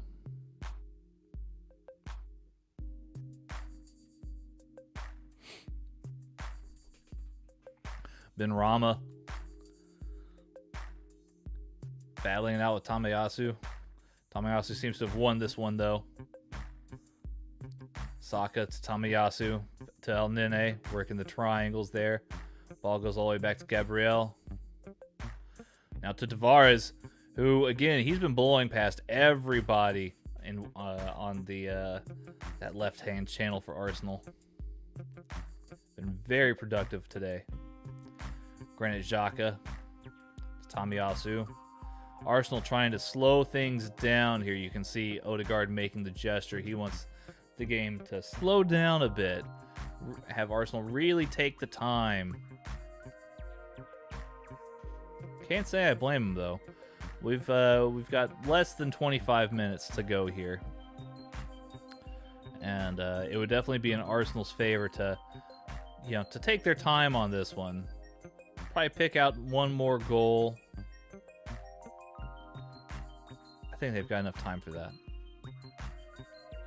Again, my original prediction was 3-1 to West Ham, and so far I've not done a very good job of that one. My predictions this week have not been good enough. That's on me, you guys. We're trying, though. We're trying. And that's what counts.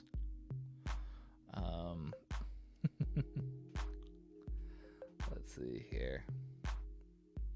I'm going to try and pick out my team for...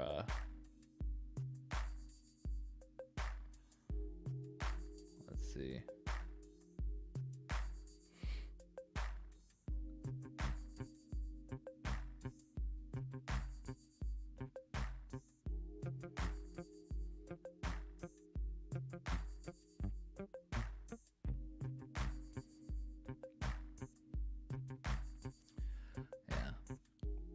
What's going on here on FM22? Apparently I've got a game tomorrow.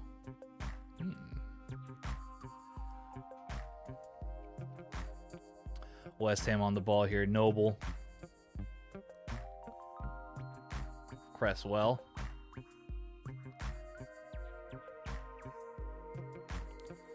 Back to Zuma. Finds Rice. Back to Noble. Finds Fredericks. Arsenal crowding out West Ham, though. Tried to find Bowen, but did not turn out.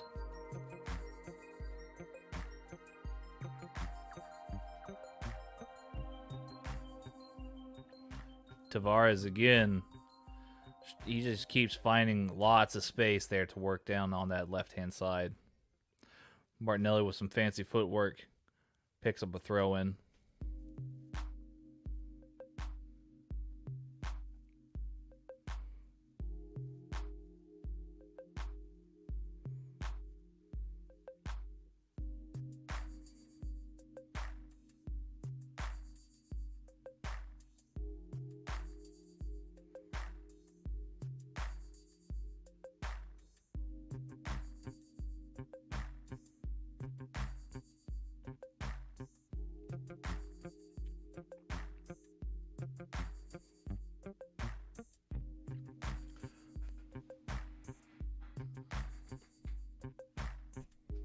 Declan Rice here. Found Kufal. Lanzini misses the header.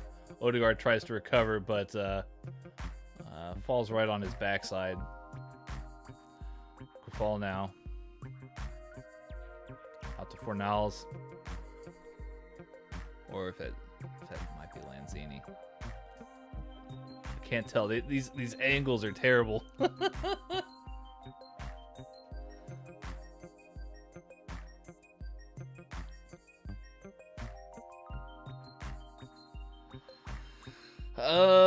Chat Grappling Cheap Pops is asking here. Who would you keep, Nketiah or Lacazette? That's a tough question. I feel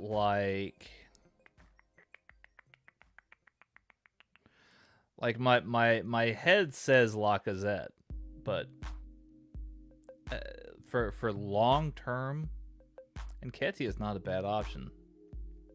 I've liked what I've seen of him today. I would have liked to have seen him on the score sheet. There's still time for that, but it does seem as though post Aubameyang leaving, that Lacazette. And you probably know this better than I do, JB, but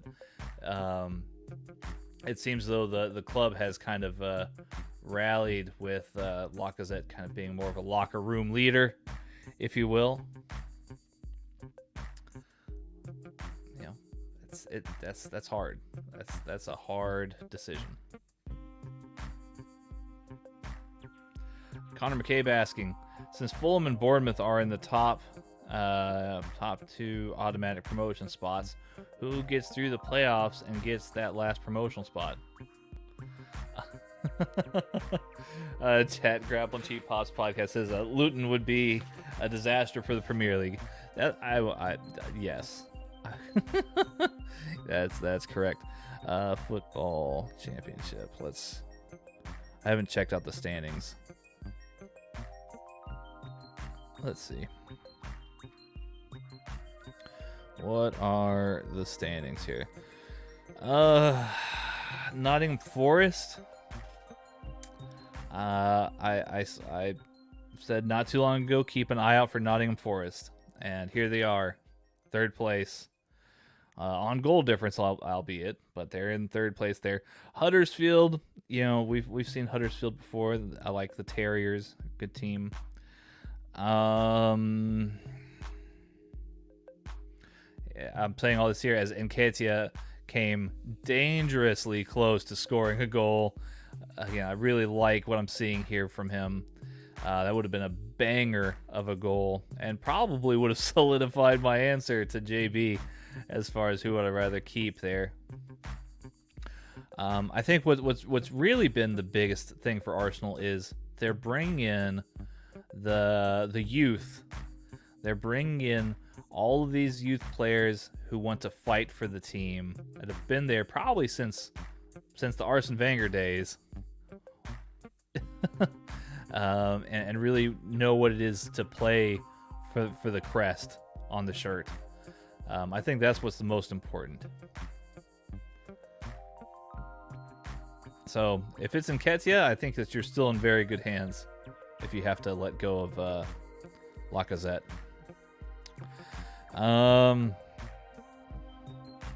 Yeah. So as far as the promotion battle is concerned, call me old-fashioned, but I'm going to go with Forest. Forest had a really good showing against Liverpool in the FA Cup as well. Let's not forget that. There's been a lot of teams who are better on paper who've done a whole heck of a lot worse against Liverpool this season than Nottingham Forest did. So I'd love to see Forest back. They're one of those old school teams too.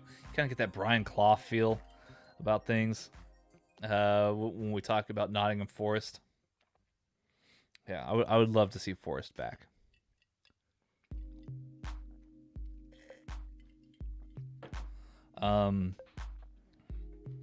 Let's see. Yeah, I would give the nod to Forest. Huddersfield Town would be interesting. Sheffield might be interesting as well. Yeah. I could see it being Forest though. It feels right. Mm-hmm.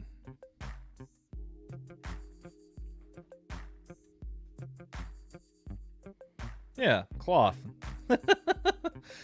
not spelled like clop, but cloth. That's how it's pronounced, right? Like cough, but with an L. That's his name, right? Or at least that's how I've heard it pronounced before. Maybe I'm wrong. Maybe Graham or JB can Clough. It's Clough, not cloth. Like you. Brian Clough. Okay. Well, thank you. Thank you for the pronunciation lesson.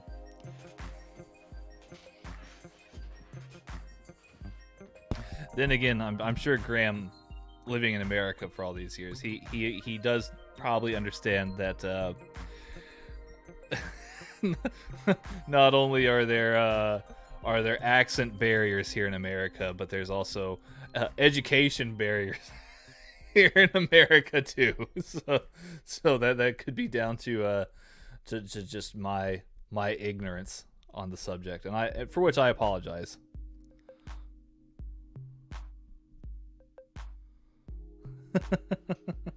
Thank you guys for the correction. Graham says he grew up a few miles from the Nottingham Forest ground. Oh, so maybe you've met Mr. Clough.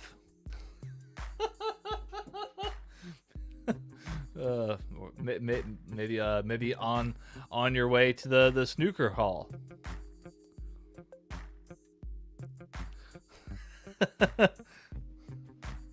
Yeah, snooker. Yeah, he was impressed that I said snooker correctly. Yeah.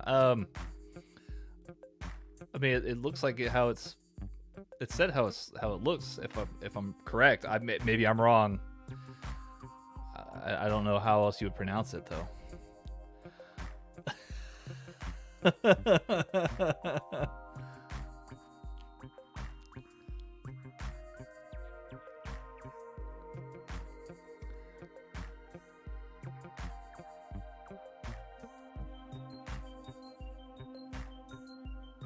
Graham says that he's heard Americans pronounce it snucker.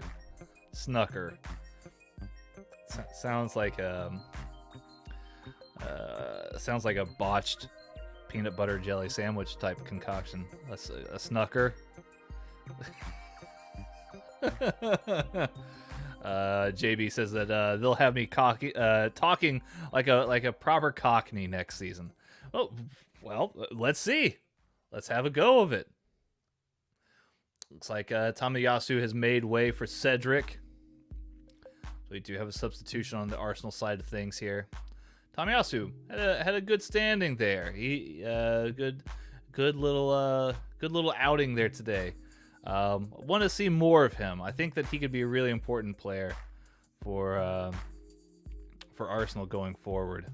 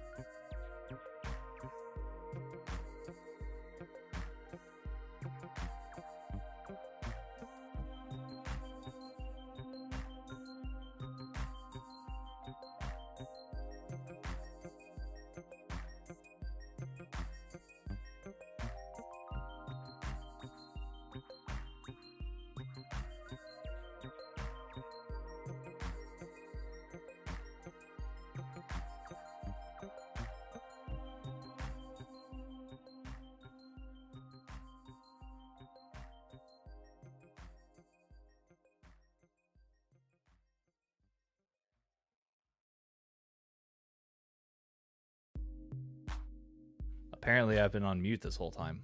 That's great. That's good looking out, Tanner.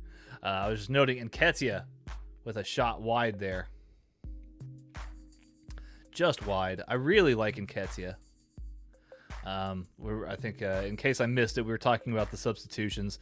Mikel Antonio came off for Antonio came on for Lanzini. And Mark Noble came off instead for Thomas Suchek. We also had Tamayasu come off for Cedric. So yeah, some substitutions being made here. We're at nearly the 80-minute mark. Fabianski trying to find an opening here. Nketiah playing it smart, keeping the pressure on before Fabianski rolled it out to Zuma. There's Suchek. To Fredericks. Cresswell. Back to Fredericks. Back to Cresswell. To Zuma.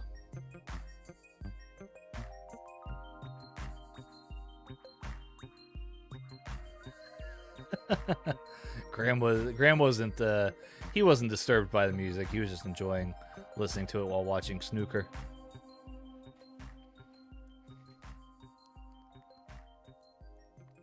Arsenal with the ball now. Passing upwards. Nketiah, but it goes out. Deflected out for a West Ham throw-in.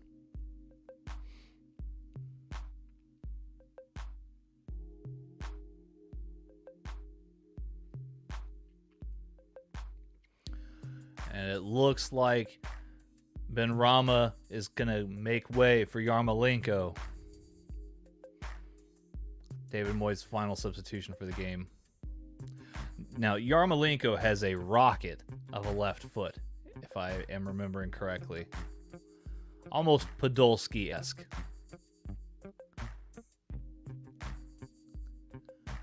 A nice little spin there by Yarmolenko. Keeps West Ham on the ball. And Yarmolenko is judged to be fractionally offsides.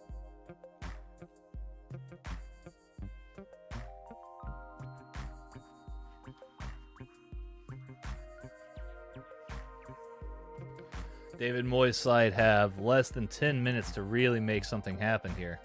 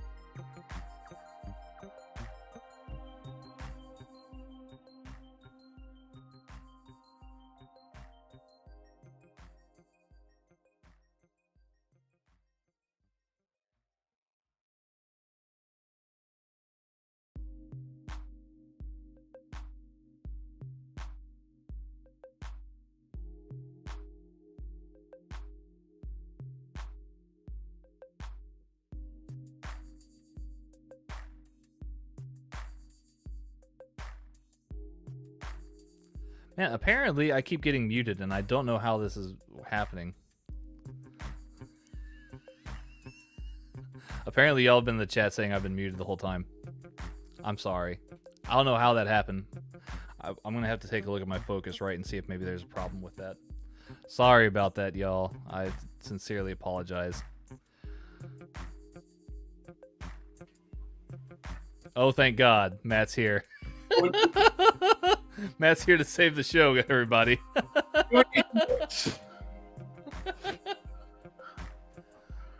How long has that been happening?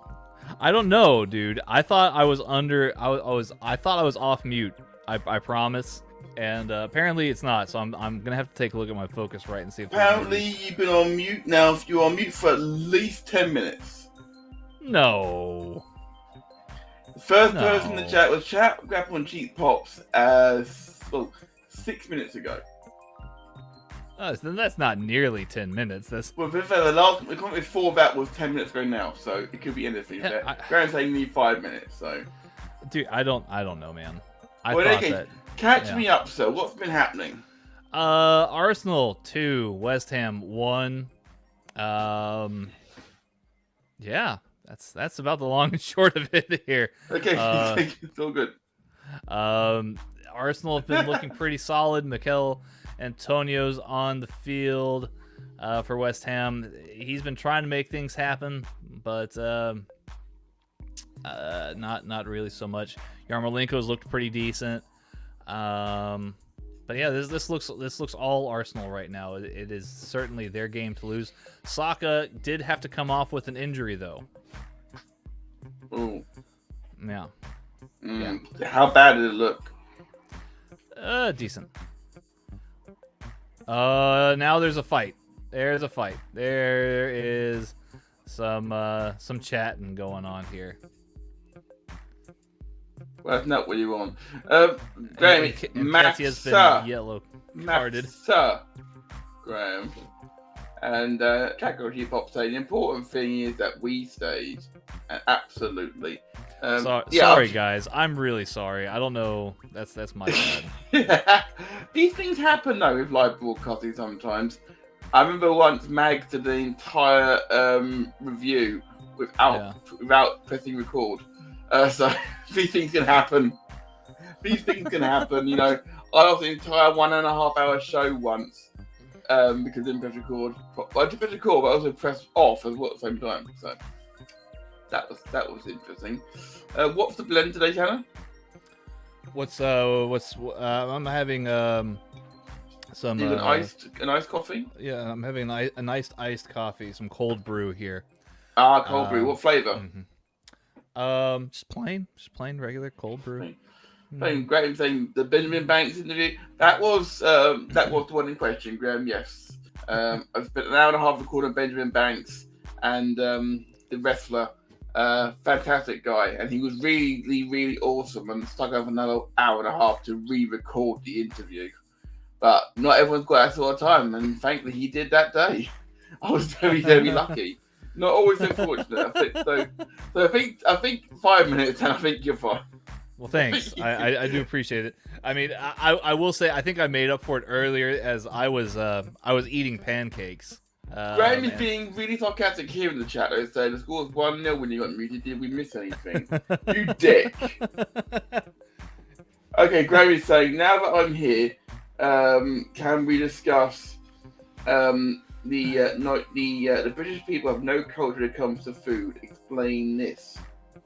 It's a picture of hula hoops, the potato snack, and Space Raiders, the potato snacks. Is this something that you got tagged in? It's something that we both got tagged in on Twitter. Apparently, British people have no culture. I will quickly share it, Tanner, because I've learned. I see it. I see it. What are Space Railers? Raiders. I guess Space Railers is something else. It's a movie Absolutely. that I was. It's very much something else. Yeah, Space Raiders.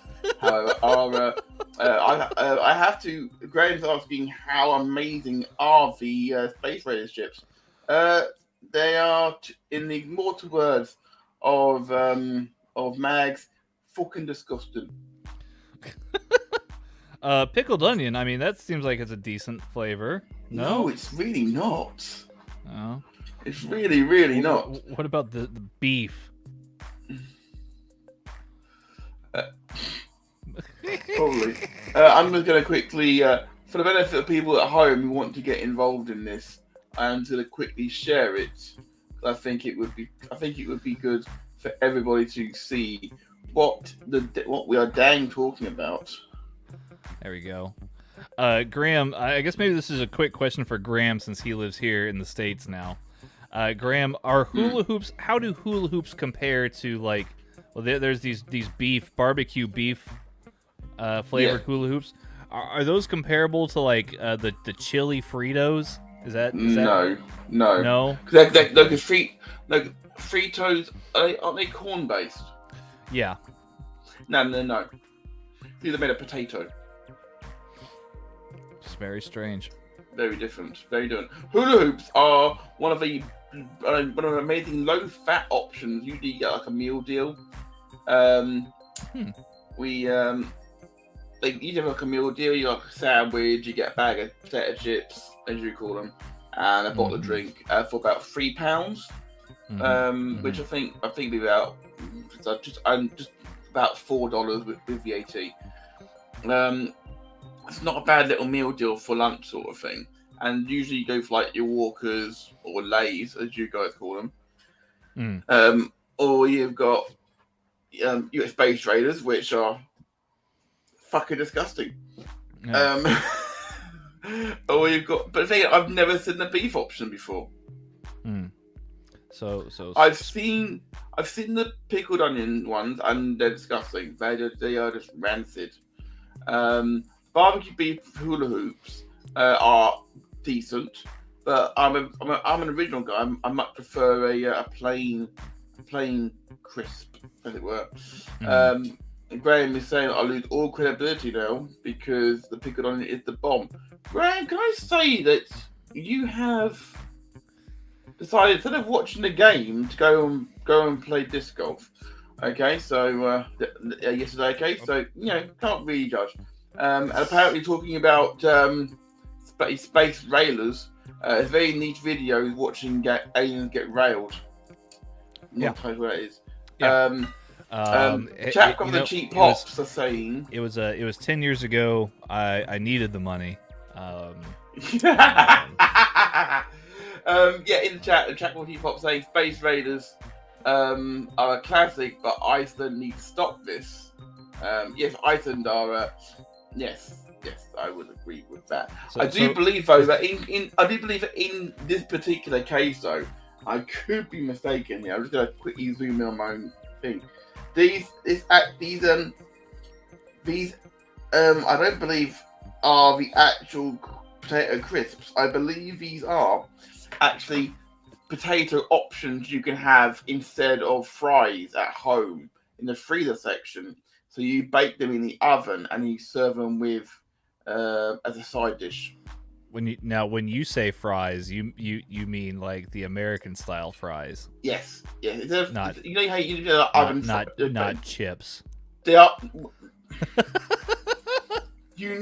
I'm trying to work with my American audience. Okay. Thank you. I appreciate that. I will say, Graham, I don't stop doing Tekkers to play dice. Okay, as it were. All right. And apparently, you start using that mute again, so you can get a word in edgeways. I'm fine. I've talked enough. Did you think that they put a bag of crisps in the freezer, Matt? Are you insane? Well, you've just called me all manner of words already, Graham. So why not insane? To be brutally honest, I will be honest, Graham.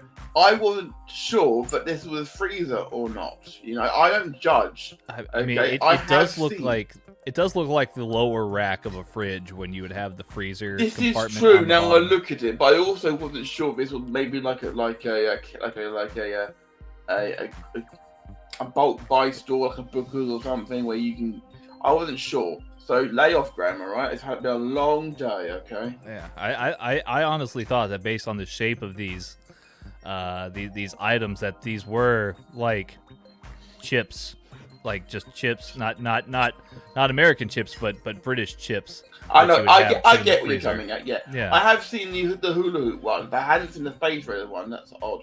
Graham's saying that there's a freaking huge bag of crisps. Yeah.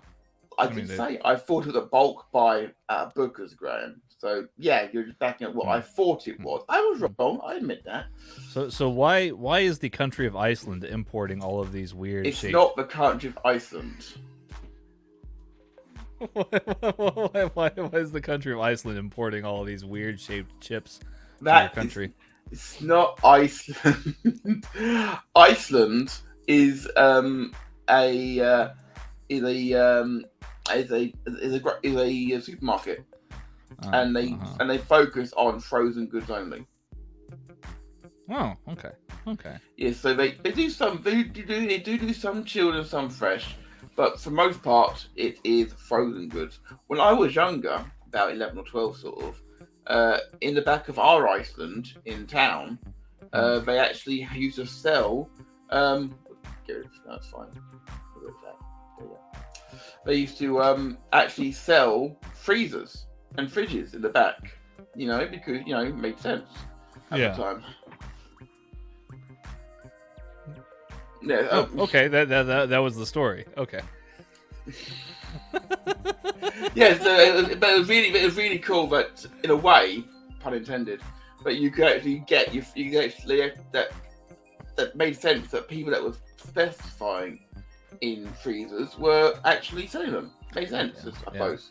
Yeah, I had to ask the question, Graham. I knew that Iceland is not Iceland, but just for anybody who didn't know, I had to ask the dumb question. This is it. The irony, by the way, is that remember when England got knocked out by Iceland in the Euros? Yeah. After that happened, loads of people actually went to Iceland and started doing the Iceland clap outside it. The Viking. Yeah. They did that outside everybody of Iceland, pretty much. It was hilarious. Apparently, you were also able to buy drugs out the back of Iceland as well. In Stevenage, maybe, but I'm from Clacton, so I couldn't probably comment. Apparently, I'm sure Tanner knows, but tell him the equivalent of the dollar store in England. Yeah. Americans, you get a kick out of that, or so I'm told. Yeah, Poundland. I'm pretty sure that I used to buy drugs outside of a dollar store. I think you talk about. I think you're trying to get a kick out of Poundland. Yeah, Poundland. I was also in a movie called Poundland before Space Railers. You didn't know sacrifices I've made. and Connor came in the chat saying big W today. So that must mean, of course, Arsenal have won. Arsenal have won. 2-1 to the Arsenal. Yeah. Big win after Tottenham winning earlier. Big win. But I guess we're winding down the show, obviously, even though you've just arrived. No, that's cool. I thought I came to tell you to turn your mic on. By the time I got it, you've done it. Thank you. I appreciate that. Good looking out. You're a good brother to me here, Matt. But I want your take on something. Graham is being extremely cheeky today in the chat. He's asking us to promote your IMDb page. Yeah. And Graham actually forgot the match going on. He's had so much fun. If you've had fun, Graham, that's awesome. Then that's all we need is that y'all came and had fun. Absolutely. JB was in the chat. He's actually at the game working. Is what it sounded like. So that was awesome. Arsenal were away, so I don't know if he would have been, because I think he works at the Emirates. So he had to go and pick up Nketiah's boots. Wow, that's a big job. Nketiah's hot property. That is a big job. That is a big job. You can't play that one. So absolutely. Matt, am I coming to Cardiff? I can't, Matt. I'm paying for a wedding. I can't. I can't. I'd love to go to the Cardiff wrestling show, but I just can't get out there for it. What are they calling it? Clash at the Castle? I don't know. I'm not sure. Either way, I can't get out there for it because it's not a ticket. it's the fact that it's the travel as well, and it's the hotel overnight sort of thing. It's all become expenses that I haven't got. I'd like to believe that Vince McMahon still thinks that like Wales is in like the 1600s still, and that there's still like invasions at castle grounds, and like there's like barbarians coming to the shore. I'm gonna leave this one there. I'm not gonna give it. I'm not even gonna dignify it with an answer. No. I'm gonna put you in timeout next time for that sort of thing. One thing you don't do, you don't give your other half a cheap ring. Yeah. Matt, before we take off, I was going to ask you, because one of the things that this game really kind of brings to mind here is there is a three-way battle for the other two spots in the top four between these London clubs, the big London clubs, Spurs, Arsenal, and Chelsea. If you had to guess at this point, who's making it into the top four? Right. See, that's the thing. You see, up until a few weeks ago, West Ham were in the mix as well, but I think they're focused so much on the Europa League now that they're going to put all their eggs into the basket for next Thursday. And Man United took away now so much; it is between those three. In the current form they're in, Chelsea are going to drop out completely. So you're thinking it might be City, Liverpool, and then Spurs and Arsenal? No, Liverpool, City, Arsenal, Spurs. Okay, so you're thinking Arsenal's gonna land in third, and then Spurs right behind them. Yeah. Well, it could certainly go that way. I'm not entirely sure if Chelsea's running. Chelsea's running is Wolves at home, Leeds away, Leicester at home, Watford at home. You'd expect them to get 2 wins there at least. And currently they are 3 points clear of Arsenal and 5 clear of Spurs. But it's not as clear cut. Spurs have got some very tough games. They've got to play Arsenal. They're going head-to-head with Arsenal. They've also got to play Burnley and Norwich last 2 games. But Spurs' biggest game, of course, is arguably the game that is going to be here on Tekkers next. What a lovely segue, of course. Next Saturday evening, here on Tekkers, we go live at 7:30 UK, 1:30 in Cowboy time, or 2:30 on the East Coast. We are live with Liverpool hosting Tottenham as the running continues. Who's gonna blink first? Will it be Liverpool? Will it be City? We're gonna be covering as much of it right here on Tekkers as possible. Yeah, absolutely. I can't wait. It's gonna be a big game, big time huge. Huge game, and I can't wait for it, Matt. Is there anything else that you want to tell the people before we head on out? I think the main thing is that thank you for everybody for keeping Tanner company. He's done a great job this weekend, mainly doing the whole weekend solo because it's my weekend of work. Is that pizza? No, I had some pancakes. I'm gonna have to post it later on the Twitter page. Go cook some barbecue, Tanner. It'll be fine. Yeah, these guys kept me company, and I ate pancakes during the live stream. It was great. And you didn't get told off by Greg. That'd be the first. Right. Okay. So, thank you so much for keeping Tanner company. He did a great job this weekend. Chain Wrestling's here tomorrow with Sai. About 9 p.m. UK. The volley is back next Monday. Aside from that, check out all the amazing stuff on the audio side of things. Chain Wrestling Wednesday. Check out Dr. Who on Tuesday. Check out Nitro Nights on Thursday. And don't forget to check out on Friday the Waiting Room. And in case anyone had forgotten about the Waiting Room, what's a perfect way to lead into this a little bit? There is, of course, this little thing right here.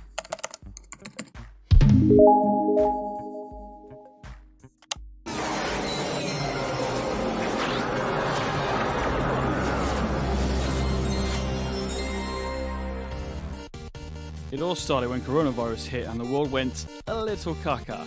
In a blink of a cosmic clock, I went from working full-time to sofa test pilot, which could have been fun, if I knew how to zoom. Fortunately, I had help, an observer from the project named Sai. Unfortunately, Sai is not tech-savvy, so all he could do was lend moral support. Hello! Anyway, here I am, bouncing around these four walls, putting edits in where it once went wrong, a sort of low-budget Chris Moyles, with Sai as my comedy Dave. So here we are with our microphones, on Radio Tekkers, in what we call the waiting room. Oh boy.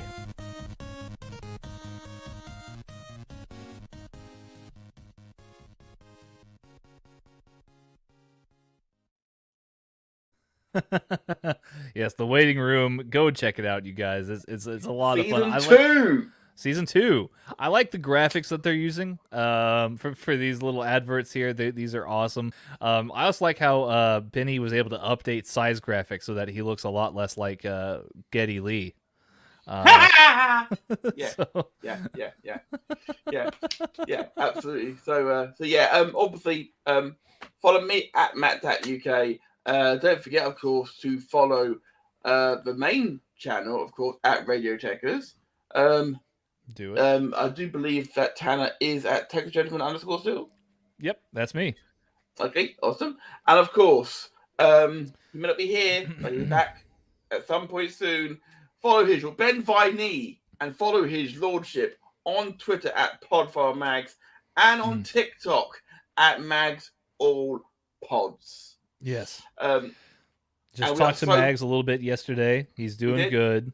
We did. And we'll be back at the trio at some point really soon. You guys, so thank you for all the well wishing you've been sending in. And on behalf of us all here at Radio Tekkers, thanks for keeping Tanner company. The Premier League rolls on so close. Yes. Knowledge is gone. Who's going to join them? Find out next week here on Tekkers.